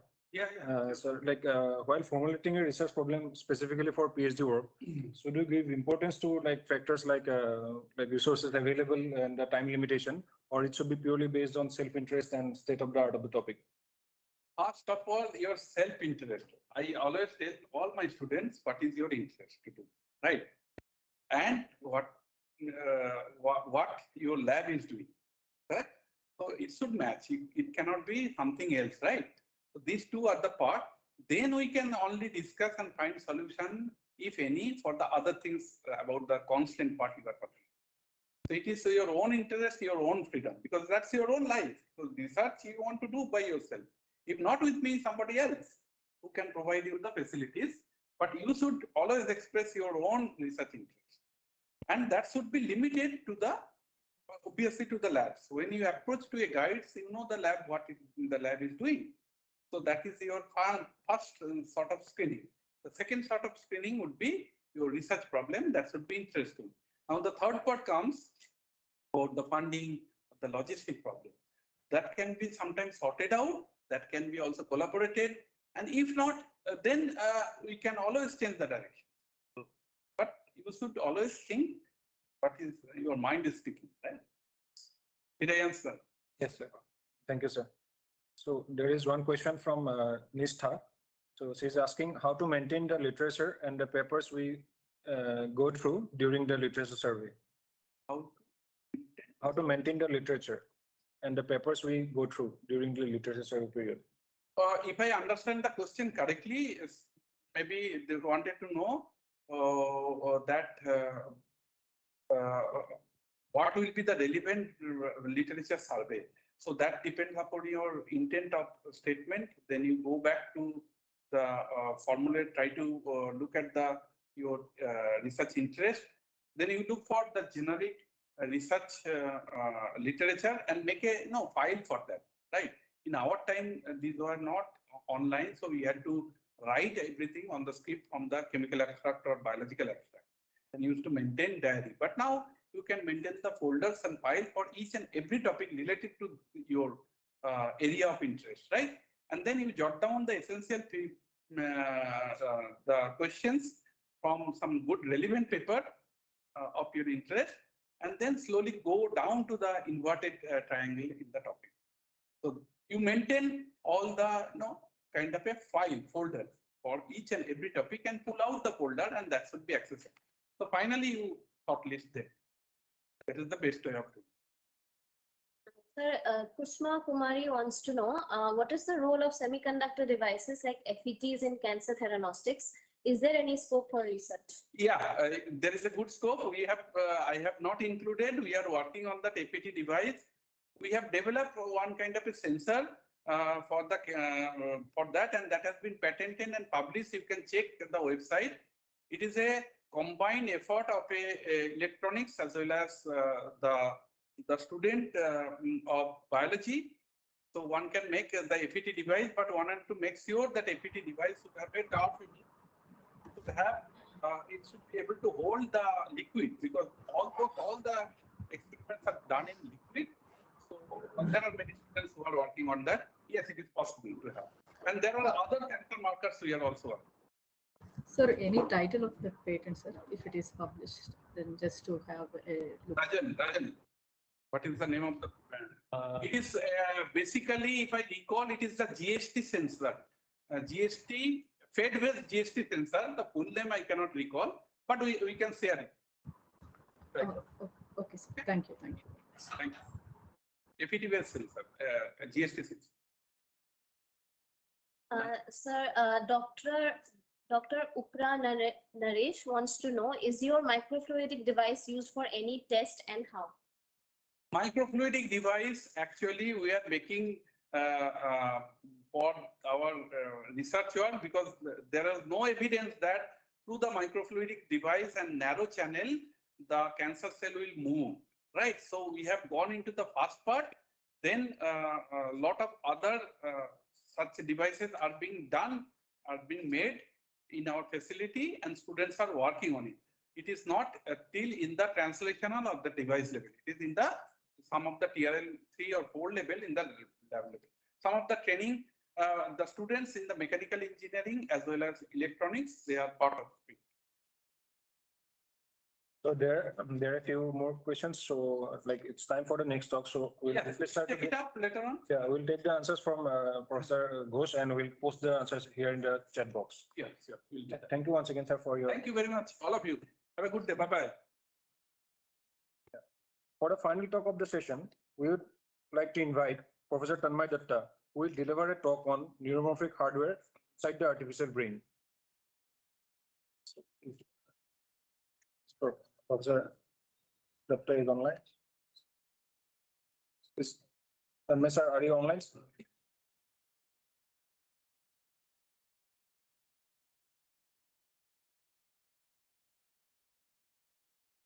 Excuse me, Tanmay sir, Professor Tanmay, are you online? Yes. Can you hear me? Yes, sir. Yes, sir. Yes, please share your screen. Okay. Okay. Yeah. I will give you a brief biography of the Professor Tanmay Datta. So Professor Tanmay Datta has done his PhD from National University of Singapore in the field of advanced non-volatile data storage technologies. In the year 2019, he joined the Swiss Federal Laboratories for Material Science and Technology, EMPA, as a Marie Curie postdoctoral research fellow. Since 2022, he is working as an assistant professor in the Department of IEEE, IIT Guwahati. His current research interests include non-volatile memory, spintronics, MRAM, race-track memory, hard disk drives, solid-state drives, quantum computing, and neuromorphic memory. With this brief introduction, I request Professor Tanmay to address the participants. Thank you, sir. Thank you. Thank you for the brief. Can you see the shared screen? Yeah, yes, sir. We can see, sir. Okay.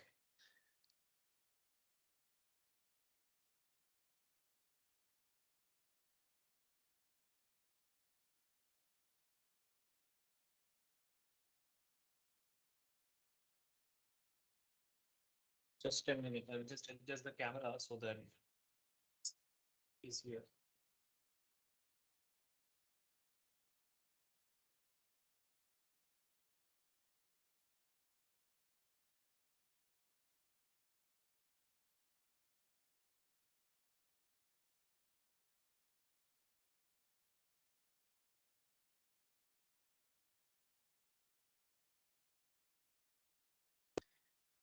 Okay, so good afternoon, everyone, and I hope you can hear me.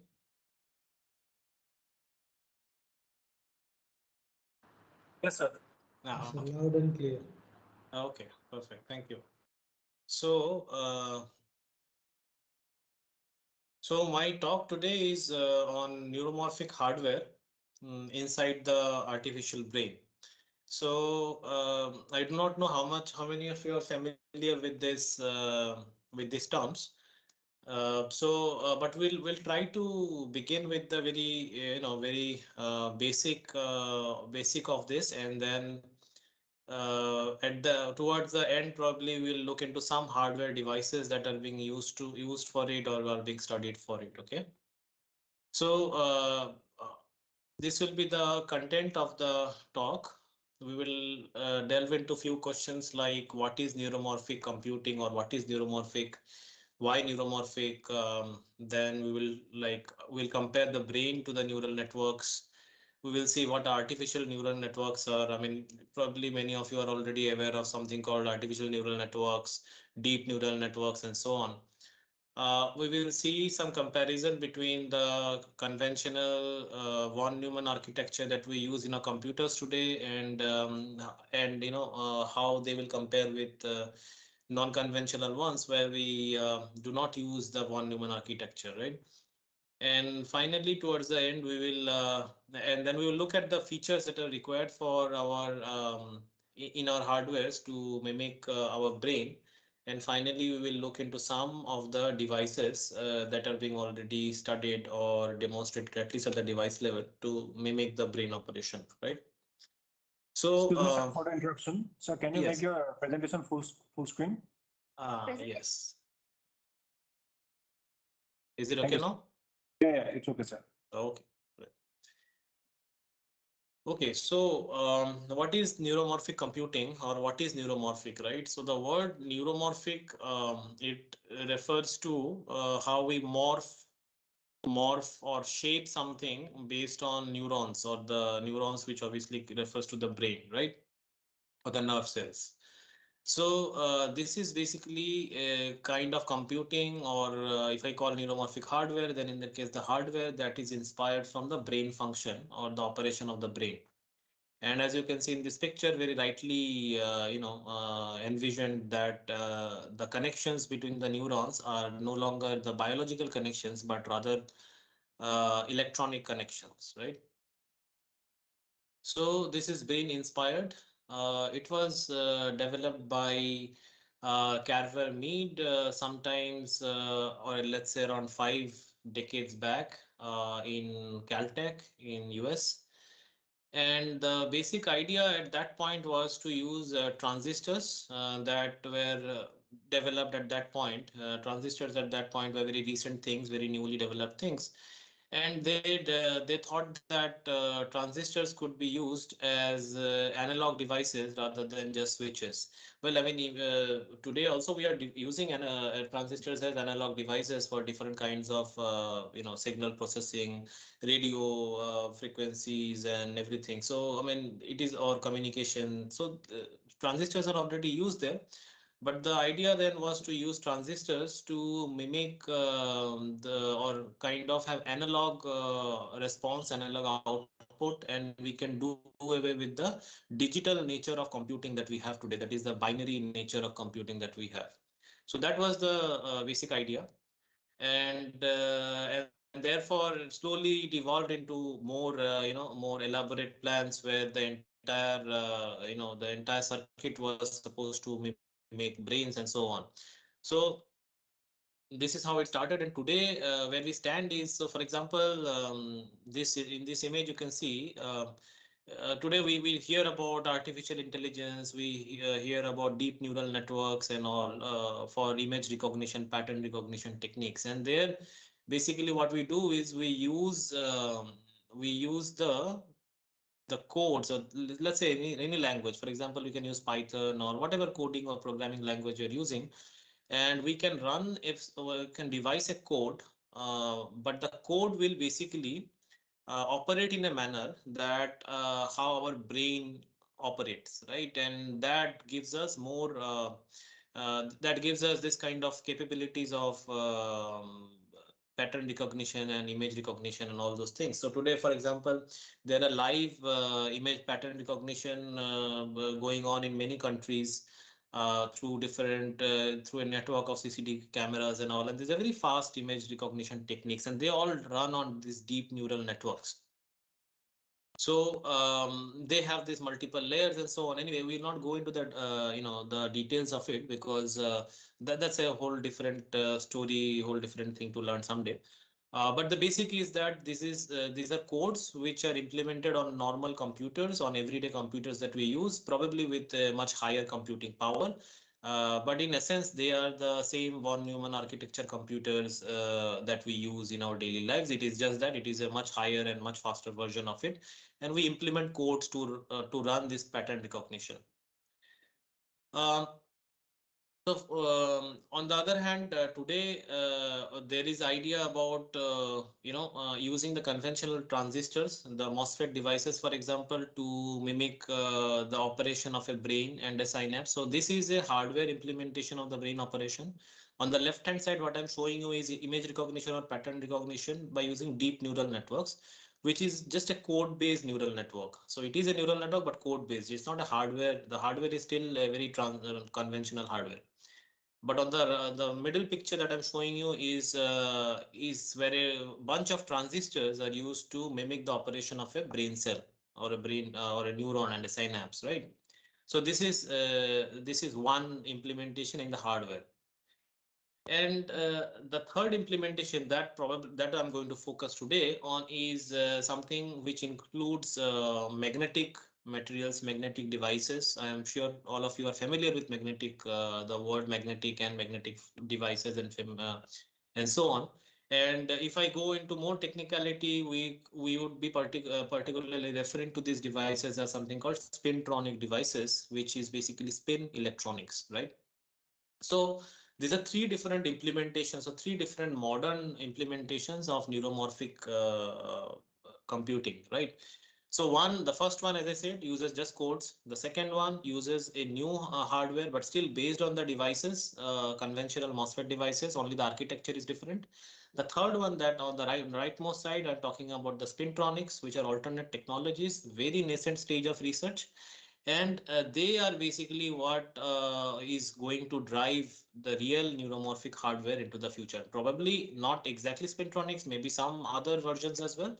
But one thing is for sure, the conventional transistors cannot support neuromorphic computing in the future.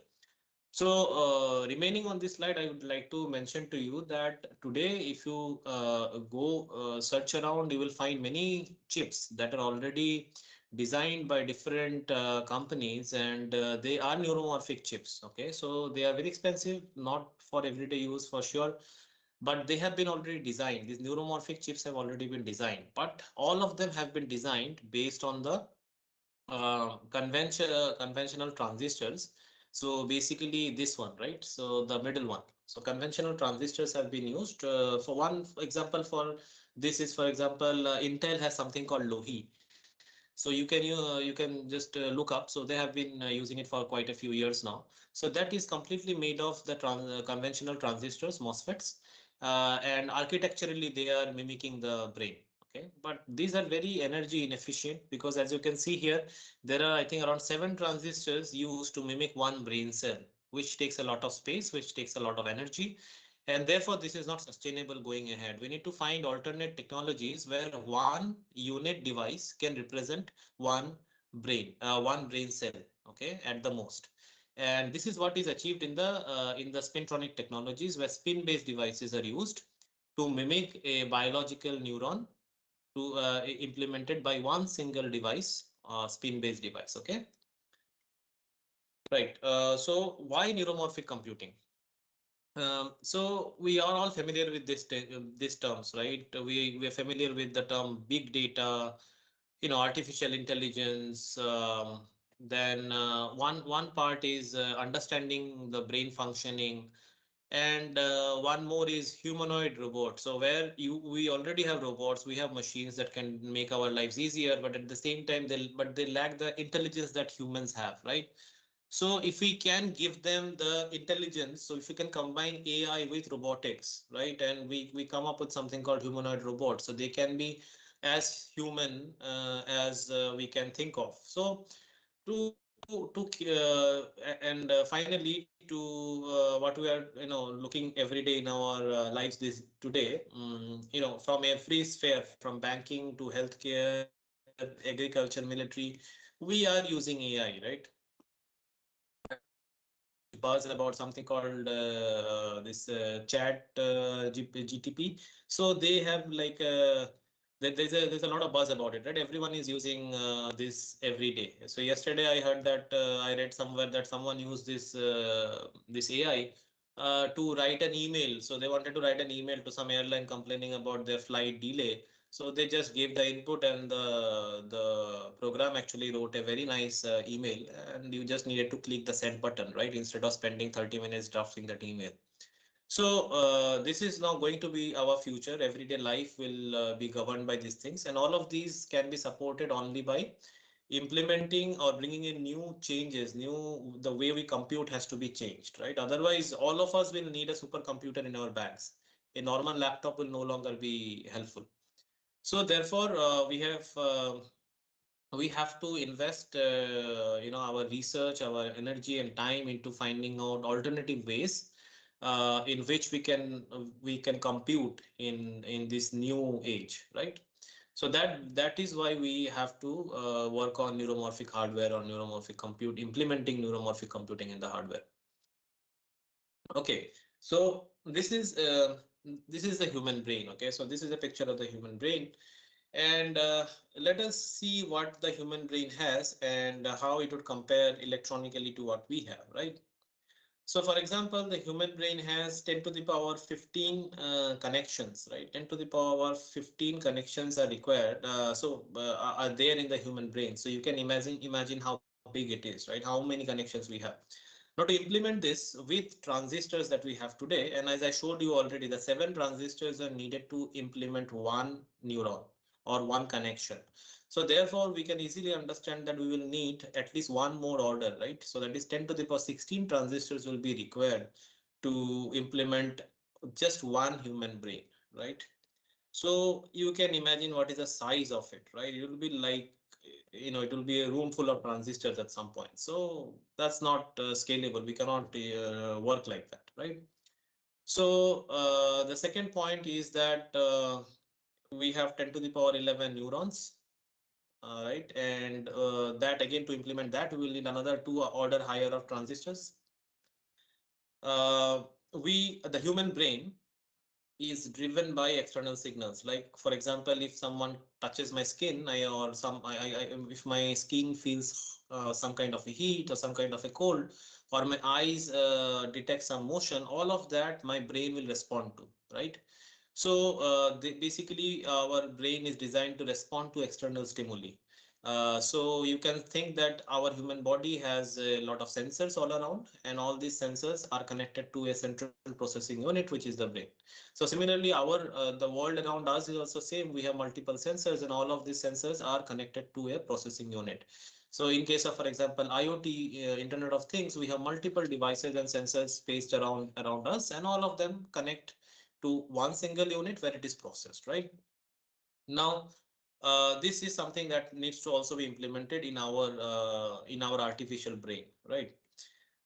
Then the time scale that the brain operates on. So the brain can operate on a time scale of milliseconds to years. What I mean by this is that there are certain memories that you cannot hold for more than millisecond or a split second. Okay. And there are certain memories which you can continue to hold on for years, right? Well, at this point, I mean, if in case of brain, it is not in our control how much we can store and what we can store. There are some things are in our control, but many of the things we cannot control, right? In the devices that we want to work on, or in the artificial brain we want to create, we therefore also have to bring in a similar process. Now, we all know that, you know, in terms of integrated circuits, digital circuits, we work on this clocks, right? We have clocks that times, that fires your devices, switches them on and off, and all those things. Now, that has to be done away with. We cannot any longer operate or compute on based on a clock, because then our time scale is limited. Because, for example, your brain can see if there is something moving towards you, right? Something is moving towards you, you would immediately react without spending few microseconds. You will dodge that, right? If a ball is thrown at you, you will dodge that, right? So that decision is taken very fast, right? On the other hand, if I give you a computational, if I ask you, for example, that given these three dishes, which one you want to eat, for example, that decision probably you will take in a few minutes. And if I give you another question, probably you will take a day or two to decide on that. So the computing process here, the entire analysis that we do in our brain, the time scale can change from milliseconds to days or years sometimes. So this therefore has to be mimicked or implemented in the artificial brain as well. So we cannot work on a single clock, right? So that's one thing that needs to be different, or it needs to be implemented. Next is the stochasticity, right? So our brain has stochasticity. Our brain is not very deterministic. So it doesn't work in a way of binaries, ones and zeros. It is stochastic. It can have multiple outputs at the same time, right? So for example, just even going by your memory also. So as I said, that you cannot really control which are the things you remember and which are the things you don't remember, right?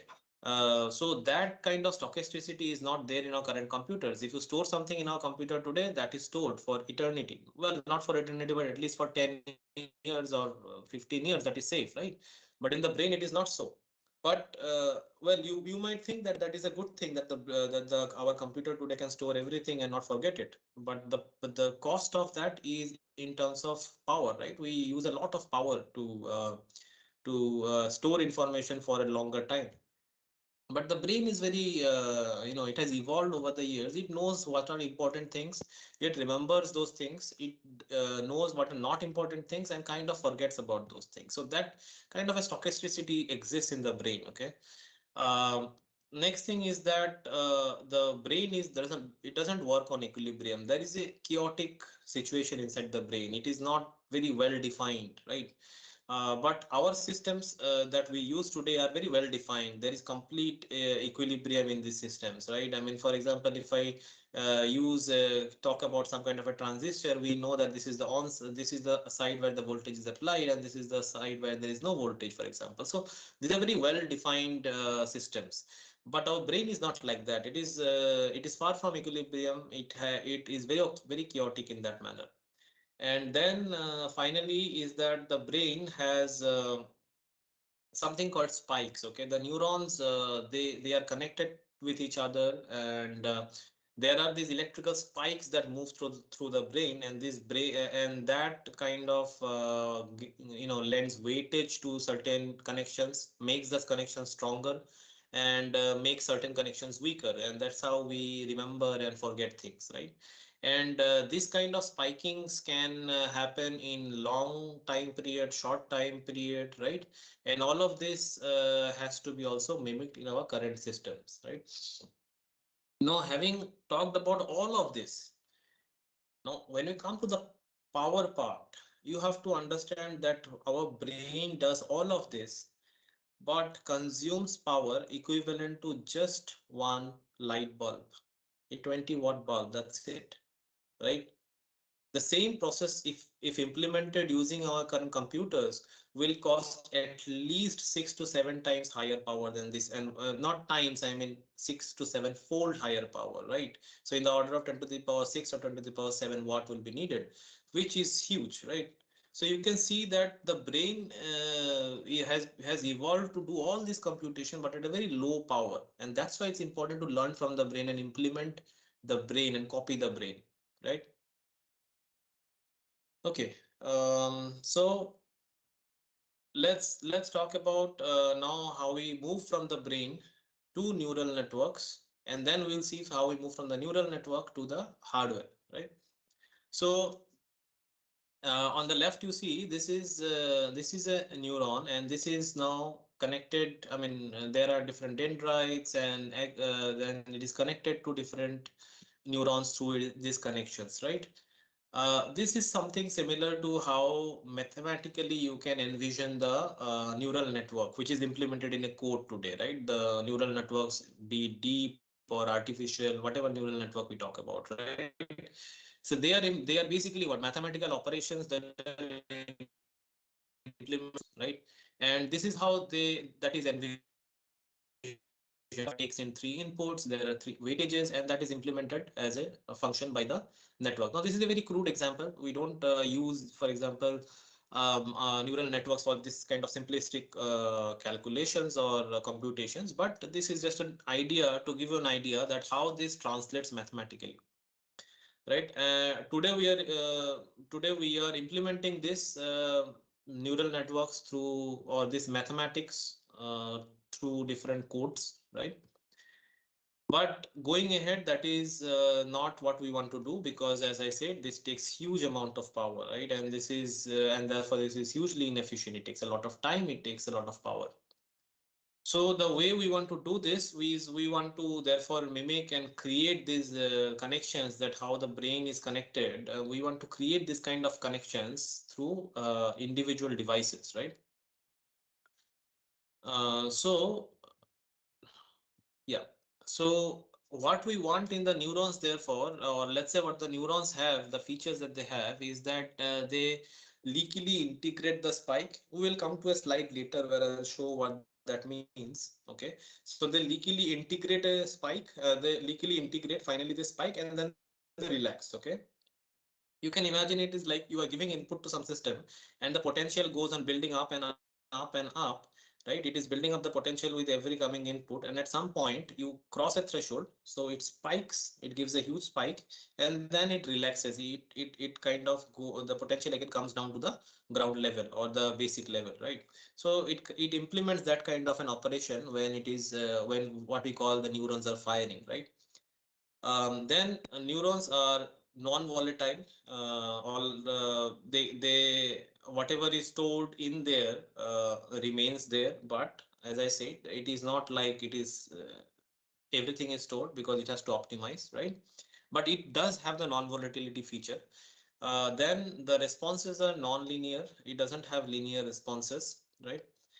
It has multi-state. It doesn't work in binary like ones and zeros. It is multi-state. And finally, there it has stochasticity, and there is also oscillatory nature, where many neurons can kind of have this oscillation where they're firing or they're spiking at a certain frequency, right? And they can therefore coordinate, a bunch of them can coordinate to fire together. Okay, so that kind of a synchronization is there in the neurons. So so you can understand, to make devices which can mimic the brain, we need to therefore mimic these features, right? Okay, right. So then for synapses, which are basically the connections between the neurons there, we need to have again, we need to have non-volatility, we need to have non-linearity, we need to have analog, that is again, it's not binary, we have multiple states, and we need plasticity. What is meant by plasticity is like, for example, if you see in this mathematical one, right? So we have this weightage W1, W2, and W3. Now imagine is in so here, let's say in a very conventional way, we will think the weight to be constant, right? But how in the brain how it happens is that this weight is not constant. This weight is changing. It changes on how many times you have accessed it. For example, you all are familiar with this thing that from childhood we have been told that if you want to remember something, you keep reading it again and again, or you keep writing it again and again, right? Or you keep talking about it again and again. Either way, you need to repeat it. That means you have to revisit that thing in your mind, right? The moment you do that and do it for a few times, you don't forget it. It is stored almost permanently there, right? And that's why today there are certain things we can remember from like 20 years back, but there are certain things we cannot remember from 20 minutes back, right? Because some of them have been repeated over and over and over and over, and therefore the weight has increased. So these synaptic connections that I mentioned, right, the connections between the neurons, they have been strengthened, and they are so strong today that they will be there for a long time, right? So this is what plasticity means, that the strength of these connections, right, the weightage, the W in this case in the mathematical implementation, goes on changing depending on the number of times you implement it or the number of times you visit it, right? So that is plasticity. That is something we need to be able to implement. If I want to give you one example, it would be like, for example, if you take an electronic circuit and if you take a resistor, now the resistor in an idle resistor, you will have the resistance to be constant, right? The resistance doesn't change. Okay. But how I would want it in this case is that the resistance should change depending on how many times I have, let's say, switched on the circuit. Okay. So if, for example, when I switched on for the first time, the resistance is 10 ohm, for example, I want that every time I switch it on, the resistance should, let's say, increase or decrease, however I want to module the circuit, right? So that basically means that the weightage of that system, so the resistance in this case is changing depending on the number of time it has been implemented or accessed, right? So that is what we need to implement in synapses also. And finally, we need the stochasticity. Okay. All right. So these are artificial neural networks, how these are implemented. I will not go into the details here. This is more mathematical. So, I mean, this is a whole different course, for example. But what I'll say is that this is very similar to how logic gates are implemented. Okay, so on the right hand side is the logic gates, which I think many of you are already familiar with because you are from all electronic backgrounds. So this is how the logic gates are implemented, right? So now we have the mathematics, and then we implement the mathematics with this logic gates, right? A plus B, A dot B, or whatever we want to do, right? A is an OR function, AND function, and so on. But this is very complicated. I mean, this is very simple when it is for very simple functions, but imagine you have 1,000 inputs and you need to therefore do a computation to see the all possible scenarios or outputs, and therefore find the best optimum value. That is a hugely complicated task, and to do that, this simple logic circuits will not work because this will be huge circuit, take huge power, and take a long time, right? And therefore we come to, and as I said, therefore we come to the neuromorphic hardware, right? We want to implement it as a brain. Now here what I show you is the von Neumann architecture design, right? So this people who have already taken computer architecture courses will be very familiar with this.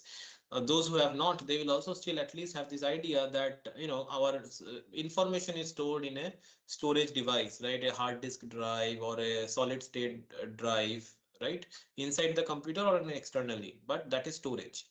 Then we have something called the computing unit or the processor unit, and that has the ALU, the control unit, the registers, and so on. And then there are inputs and outputs, peripheral devices that are connected to it. So basically what happens is the data needs to be flown or moved in and out from the storage to the computing part, which is the processing unit here. So the data has to move into this and then out here, in and out, right? So every time I want to do a task, I need to do this data shift, right? So For example, you want to, let's say, you want to clear, you have a picture on your desktop, for example, you want to edit that picture. So if you want to edit that picture, first thing is you need to call that picture from your storage device to the processing unit or maybe your RAM, and then you will need to access, make those changes, and those changes will be implemented pixel by pixel in the processing unit and stored back into the storage again, right? So, well, this is a very simplistic explanation, but you can understand that there's a huge data to and from motion, and that limits the time in which your data is processed and the energy, right? So the moment you are transferring data to and forth, you are taking a lot of time. You are also consuming a lot of energy, right? So that's why this design is inefficient. But the brain doesn't work like that. The brain stores and processes in the same single unit by using the same biological unit called neurons, right?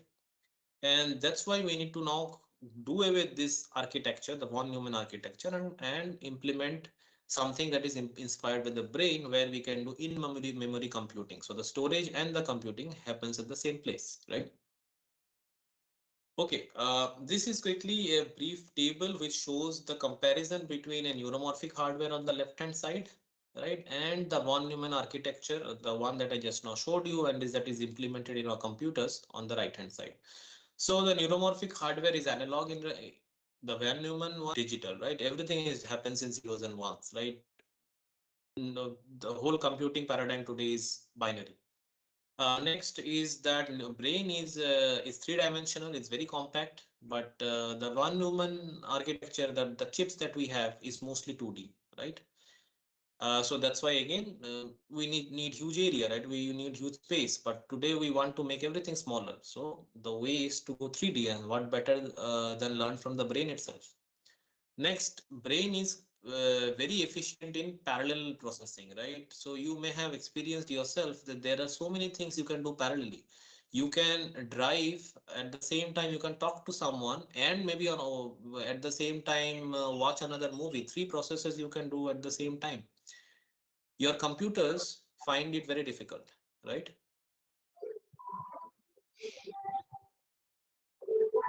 Yeah, your processors find it very difficult, right?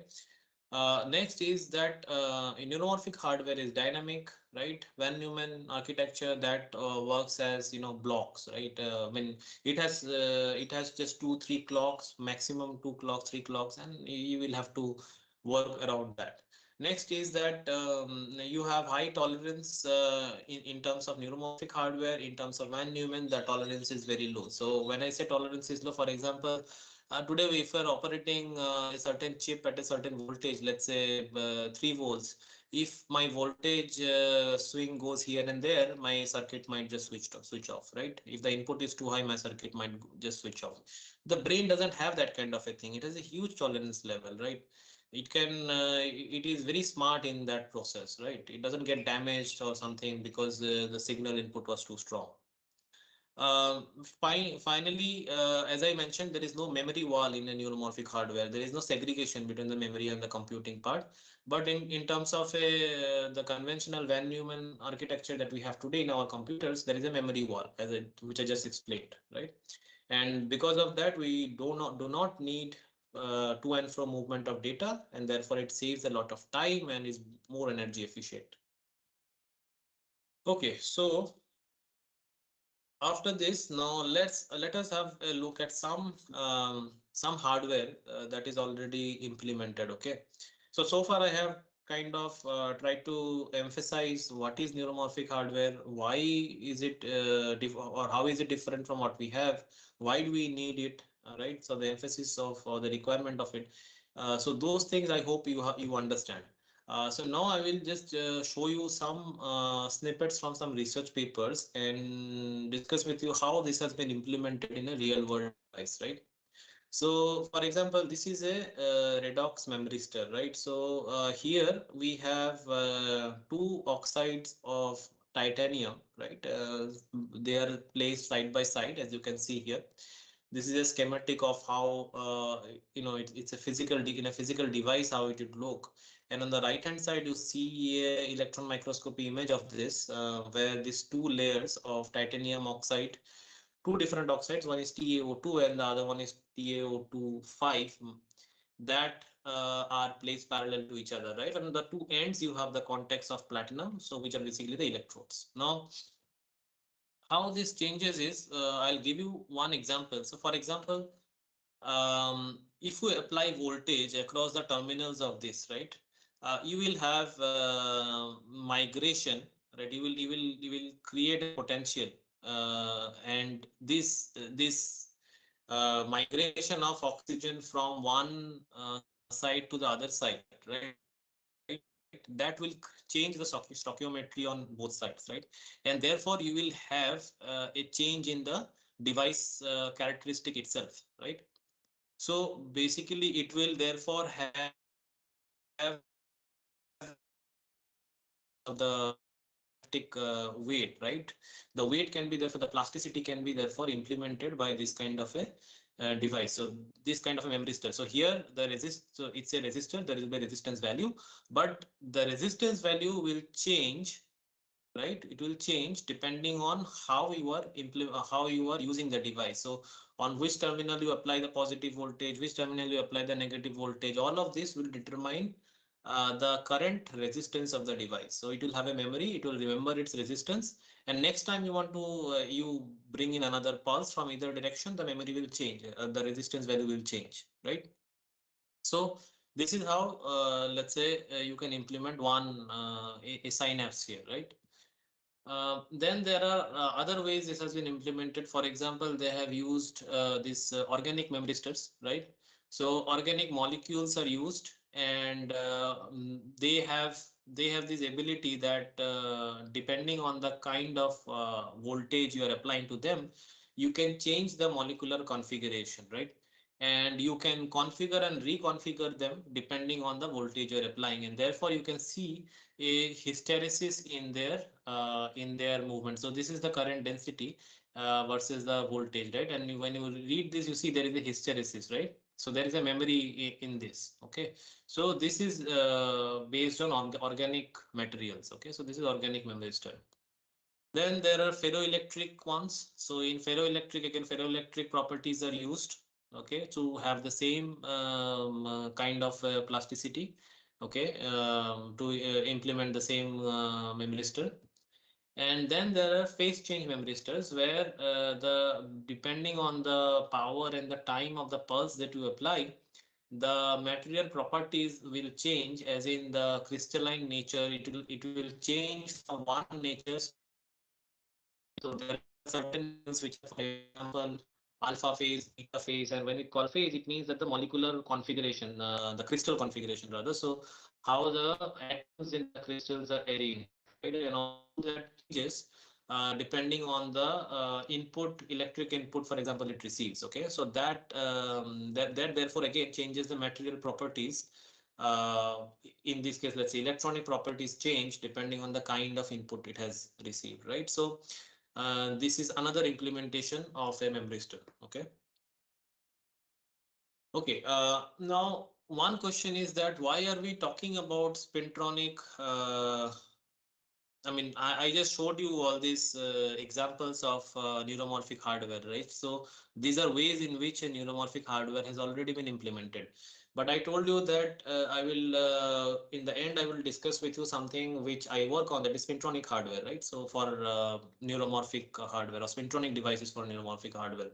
So then the question comes that why spintronic and why now? Okay. So that is what we'll try to discuss here. Okay. So yeah, so this is okay. So let's have a look at this slide. So first thing is there were certain constraints. Okay. So the constraints that we faced were see, this is hardware artificial neural network. Okay, at the center, right?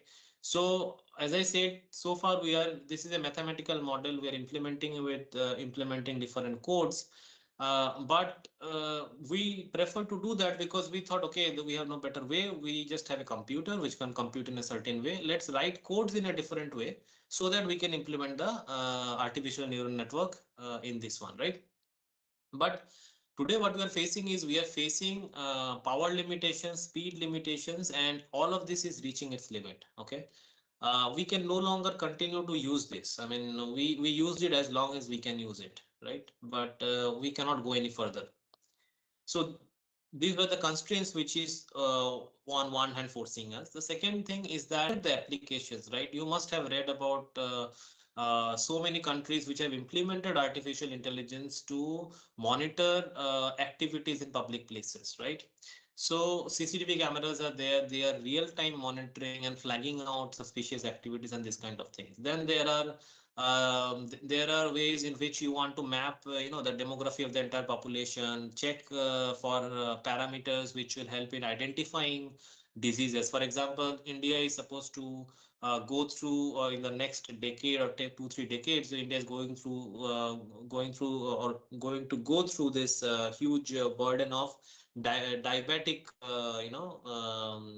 epidemic, if you call it.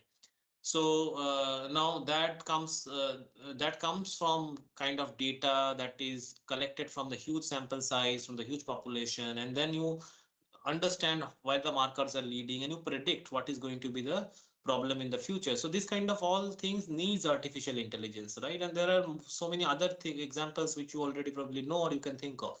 So this has also brought us to this stage where we really need to think about neuromorphic hardware. The third thing is neurobiology. So recently neurobiology has also made a lot of advances. So I told you in Caltech in 1970s this idea was discussed of neuromorphic hardware, but all these things were not in that situation which will force us to do this or facilitate us. So while constraints is forcing us, applications is forcing us, neurobiology is facilitating us. The advances in neurobiology is facilitating us in the sense that we understand the brain much better today. We probably just still understand it on the surface. It's an ocean that we still don't understand completely, but at least some things on the surface we still understand. Okay, and based on these recent advancements in understanding of the brain, we are in a position where we can reverse engineer the brain and create an artificial network. Okay, the next thing is that the machine learning implementations and all, right, where we have this trained, untrained, supervised trainings that we need to do of data sets and all those things. Again, all of that them demand higher, better computational power. And finally, the part is the nanotechnology, right? So we have made humongous advancements in nanotechnology in the recent decade, and today we, with the new lithography capabilities and the 3D fabrication facilities that we have in the world today, it's really possible to create an artificial brain. So there are certain constraints, there are certain requirements, there are certain facilitators. All of them have brought us together to a point where we are thinking of a spintronic neuromorphic hardware today. Okay. All right. So let us now look in this slide. What I will discuss is I mentioned in the beginning that there are certain features of a neuron, right? So these are the here I will see how a spintronic device can implement that. Okay. So for example, if I talk about neurons, I told you that we need to have a leakily integrate and spike relax mechanism. So you see here with every passing time, it's integrating so the voltage is increasing, and at certain point, at a certain threshold, it spikes, okay, and it relaxes. Okay, similarly, again this spike goes, it integrates, right? It sometimes leaks, so you can see in the second one here it is leaking, but then again in the new incoming pulse it integrates, but at a certain threshold it relaxes again, right?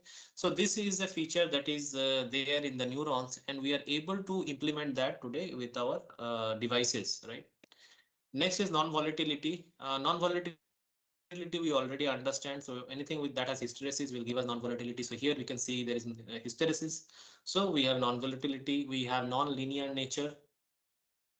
Then oscillatory synchronization is needed in the neurons. There are some spintronic devices that the same spintronic device can give all these three features that are on the top, and at the same time can respond or can have resonance at certain frequencies. Okay, certain frequencies which are determined by certain physical device properties and certain external parameters. but it can also have this kind of synchronization. So this can implement the neural network where all the neurons can fire at the same rate. Okay. And finally is the stochasticity. So there are the same device can also have stochastic response. So sometimes it can, so you can see at certain current at 0.27 milliampere, you see the amount of spikes it is giving, and at 2.9 milliampere, 2.9 milliampere, you can see the amount of spikes it is giving, right? So it's very stochastic, right? And there is no fixed point at which it is giving, there is no fixed interval at which it is spiking, right? So that stochasticity can also be implemented. Then when we talk about synapses, we need analog nature, non-volatility, we need non-linear nature. All of this have been implemented, including stochasticity using spintronic devices. So this is one schematic of something called a magnetic tunnel junction, an MTJ. And this MTJ can show all these properties that I am showing you here, right?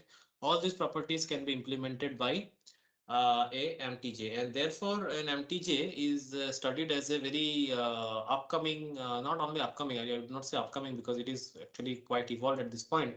It was upcoming, let's say 3-4 years back, but an MTJ can be therefore implemented or can be used to implement an artificial brain. Okay. So I'll skip this. Okay, not skip this. Probably I'll quickly discuss this. So I remember I talked about this spike timing. Sorry, I talked about this leakily integrate and spike and then finally relax, right? And that brings us something called SGDP. So basically, depending on how many spikes you have and what is the nature of the spikes, the plasticity, and that means the weight of the synapse, or the, in let's say the example I gave, the resistance of the device probably can change depending on how many spikes it has received and how frequently it has received and so on. And how I say this is like a family that eats together stays together, right? So there is a saying, right? So it's similar. So the neurons that fire together, okay, the neurons that spike together, they are wired together. So if you can imagine, so for example, if I remember a cow, okay, if I remember the picture of a cow, the picture of a cow, the moment I so if I do here. So if you connect electrodes to my brain and you study my brain, you'll see that every time I think of a brain, a certain set of neurons will fire. A certain area of my brain will lit up because of the markers that will be there inside. A certain part of my brain will be lit up. You can see that in the graph that is being fed through these electrodes, right? So that is because a certain number of neurons together, okay, they fire. The moment they fire together, I understand it is a cow. Okay, so this is how memory is stored in our brain. Okay, so therefore it is important, and therefore when we read, so if for example when we were kids, we read the picture of a cow, every time we looked at the picture and we said cow. So every time we do that, the brain, all the neuron cells which are firing then keeps on firing again and again and again and again, and therefore the connections are so strengthened that we never forget that that is a cow. Okay, so this is my last slide. I'll end here. So here, what I'm showing you as an example is that look at this. In this study, what happened is you put electrodes on a human brain, like someone's brain here, and then you studied the firing mechanism, right? So this person is hearing piano music, okay? So when the person is hearing piano music, a certain region of the brain will fire, okay? And our brain has these divisions, which part does what, okay? So the part that is used for hearing, right? The part that is used for hearing, that will therefore process this and will fire. Some neurons in that region will fire and understand or remember the music. Sorry, will remember the music, right? Next, uh, so this is the part I've highlighted. So this is the part where some neurons will be firing in response to this music it is hearing. Next,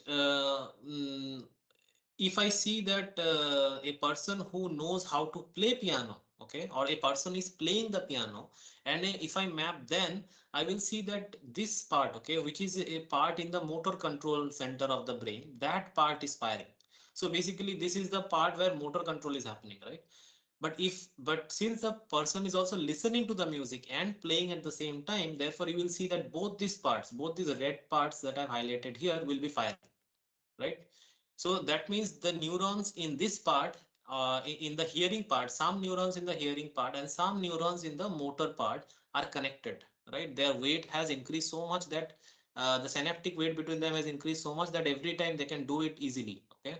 So this is how the human brain functions. We still understand very little of it, but based on what we understand, we try to implement or copy the brain through our devices.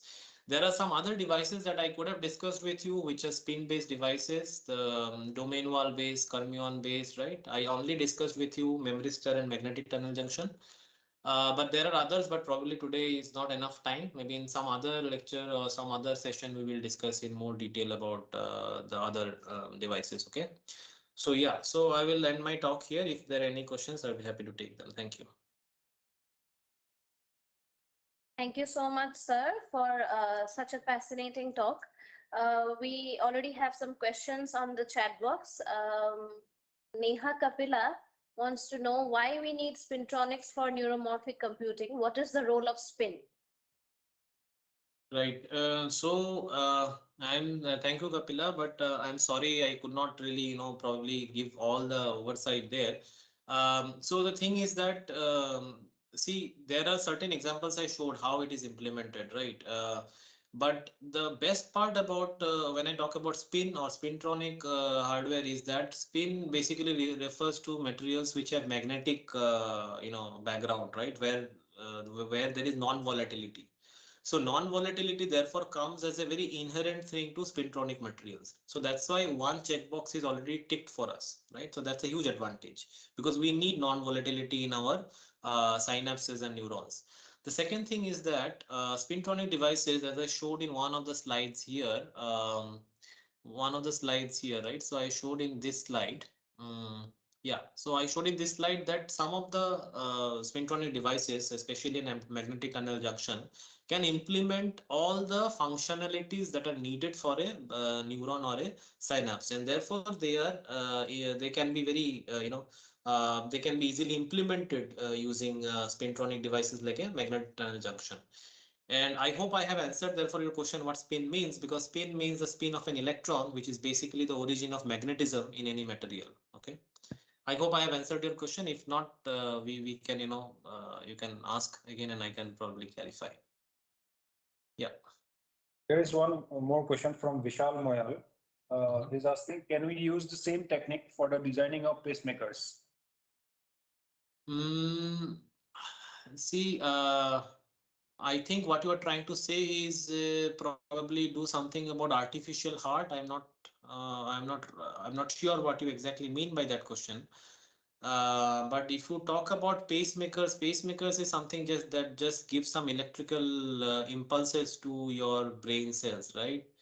No, not brain cells, sorry, heart cells, right? So, yeah, I mean, electrical impulses, I don't think we need this there. There are spintronic devices that can do this job. They can, give certain pulses at certain frequencies if you need. Yeah, I don't think heart cells, I would say, if you mean that can we make an artificial heart by that?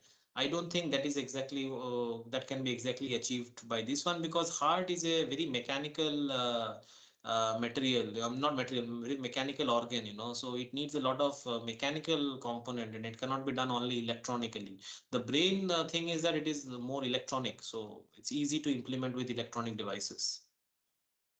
Yeah, any more questions? So there's a question from Suresh Kumar. He wants to know, can we decrease the number of nodes by using ANN? See, the thing with ANN is that artificial neural networks is just a mathematical thing, right? If you really think about it, it's a mathematical construct. Now, the mathematical construct, when you are using today, I mean, to reduce the number of ANNs and all, it is more about working on the mathematics side of it. You can find out easier ways of doing it. So it's more mathematical that way. Okay, so you can reduce nodes by coming out with more smart mathematics to do the same process.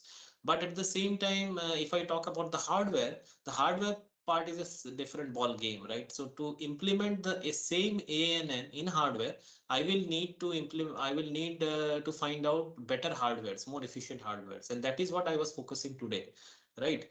But for reducing nodes in ANN, that is a more mathematical job, and mathematicians probably can, help with that, I would say. So next question is from Deendayal Dubey. So he's basically have two questions. First one is in the synapse, there may be digital signal. I think he's asking, can this your device handle these digital signals? That's the first question. Okay. And the second question is like, what does mean by brain reverse engineering? Please clarify. Okay. So I will answer the second question first. When I say brain reverse engineering, it basically means that we understand how the biological brain works. And because we have already established that the output that it has is amazing, and it's like hugely power efficient, right? 10 to the power 8, 10 to the power 9 times power efficient compared to a supercomputer, right? So therefore, we want to learn from the brain and then find out ways in which we can implement the same thing using electronic hardware, right? In this case, spintronic hardware I'm proposing, right? And coming to your first question, in the synapse, can digital signal be there? See, when if you see in the examples that I showed you, many of them the pulses were digital in nature, right? So it was receiving some 1-0 pulses. Okay. So hello. Yeah, yes, sir. Can you hear me? Yeah, okay. So it was still getting 1-0 pulses, but the output of it and the response to it was more analog. Okay. So it definitely can handle both analog and digital signals. That is not a problem. But since we are mimicking the brain doesn't accept 1 and 0s, by the way, right? So brain sees everything in an analog nature. There is no white and black for the brain. There are like multiple colors in between, right?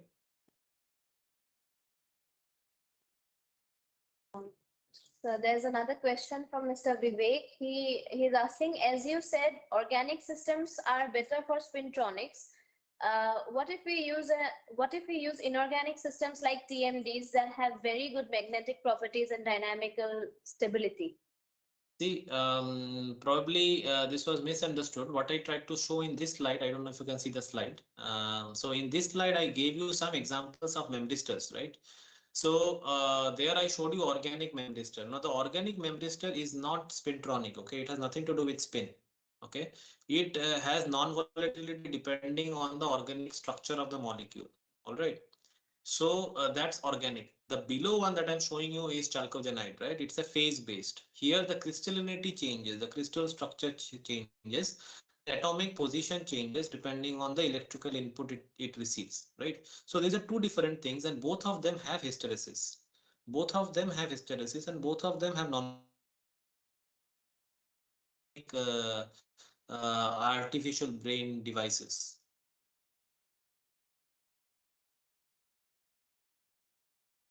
Our time for this first the session for this session is almost over. So we'll take one last question. So that is like, what are the ideal properties of a memristor when it is intended for this neuromorphic application? So see, for neuromorphic application, these are the properties we need, right? I already outlined them in one of the slides before, and here I showed that how spintronic materials are used to implement them. So these properties that I'm showing here, non-volatility, non-linear, stochasticity, leakily integrate, spike, relax. These are all plasticity. These are all properties that are needed in a device to mimic or to be able to be used for building an artificial brain.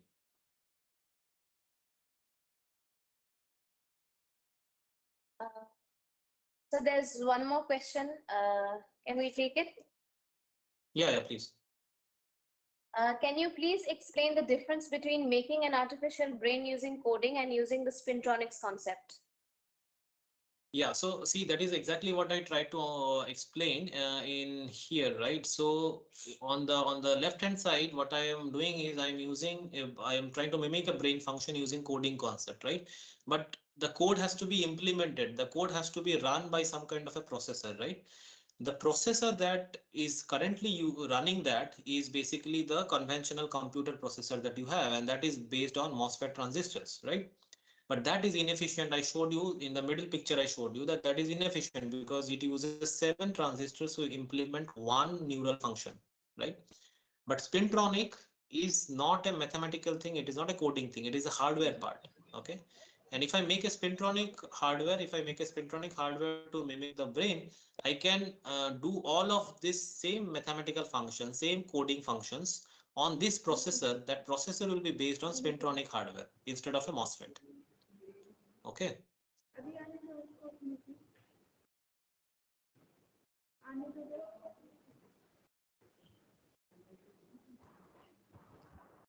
Sir, can I ask a question? Yes, please. Yeah. Sir, can you glimpse about skyrmionic devices? Can you brief about the skyrmionic devices? You want to brief? See, the role of skyrmionic in artificial brain construction. Right. So the thing is, okay, here. So I could not discuss that there. So if I have anything else. Okay, I don't have, let's say, more detailed slide, but I'll try to just quickly explain from here. So if you see here, now skyrmions are these magnetic domains. Okay, so magnetic domains which are circular in nature and very small. Okay, so these red things are kind of these domains, these magnetic domains, and they are called skyrmions. Now, what we can do is the skyrmions, if they are there on one, one channel device, right, and we have two ends of the channel. Okay. And when I'm applying some kind of a pulse to this device, these skyrmions, these red dots that you see here, they can move. Okay. And because of their movement, the channel resistance that I feel at certain points will change. And that is very stochastic in nature, right? So you can understand the resistance that I measure across, the top and bottom of this channel will change because the number of skyrmions are changing. Okay. And that we will be able to implement a synapse in this. And again, because there is hysteresis here, there is depending on the number of inputs and the strength of inputs you receive, the resistance value will change. So implementing the plasticity and the non-volatility at the same time. So that's, I hope this kind of gives you an idea how this can be done. Okay, sir. Thank you, sir.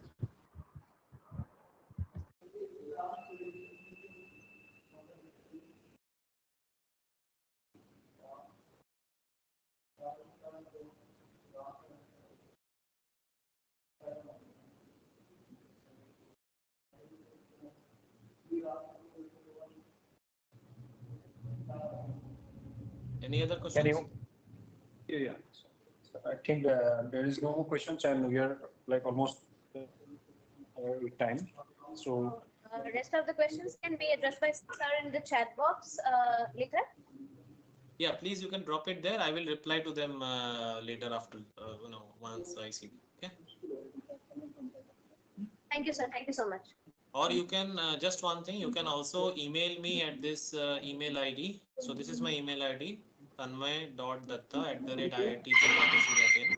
If you have any questions regarding my talk or in general about spintronics or about neuromorphic hardware, right, brain inspired computing, you can also contact me directly over my email. Okay.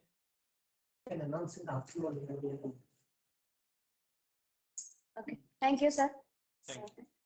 So we extend our warm gratitude to everyone for their valuable time and a successful inaugural session and the first technical session. With this, we would like to inform you that now is the time for lunch break. The next session will commence at 2:30 p.m. Thank you.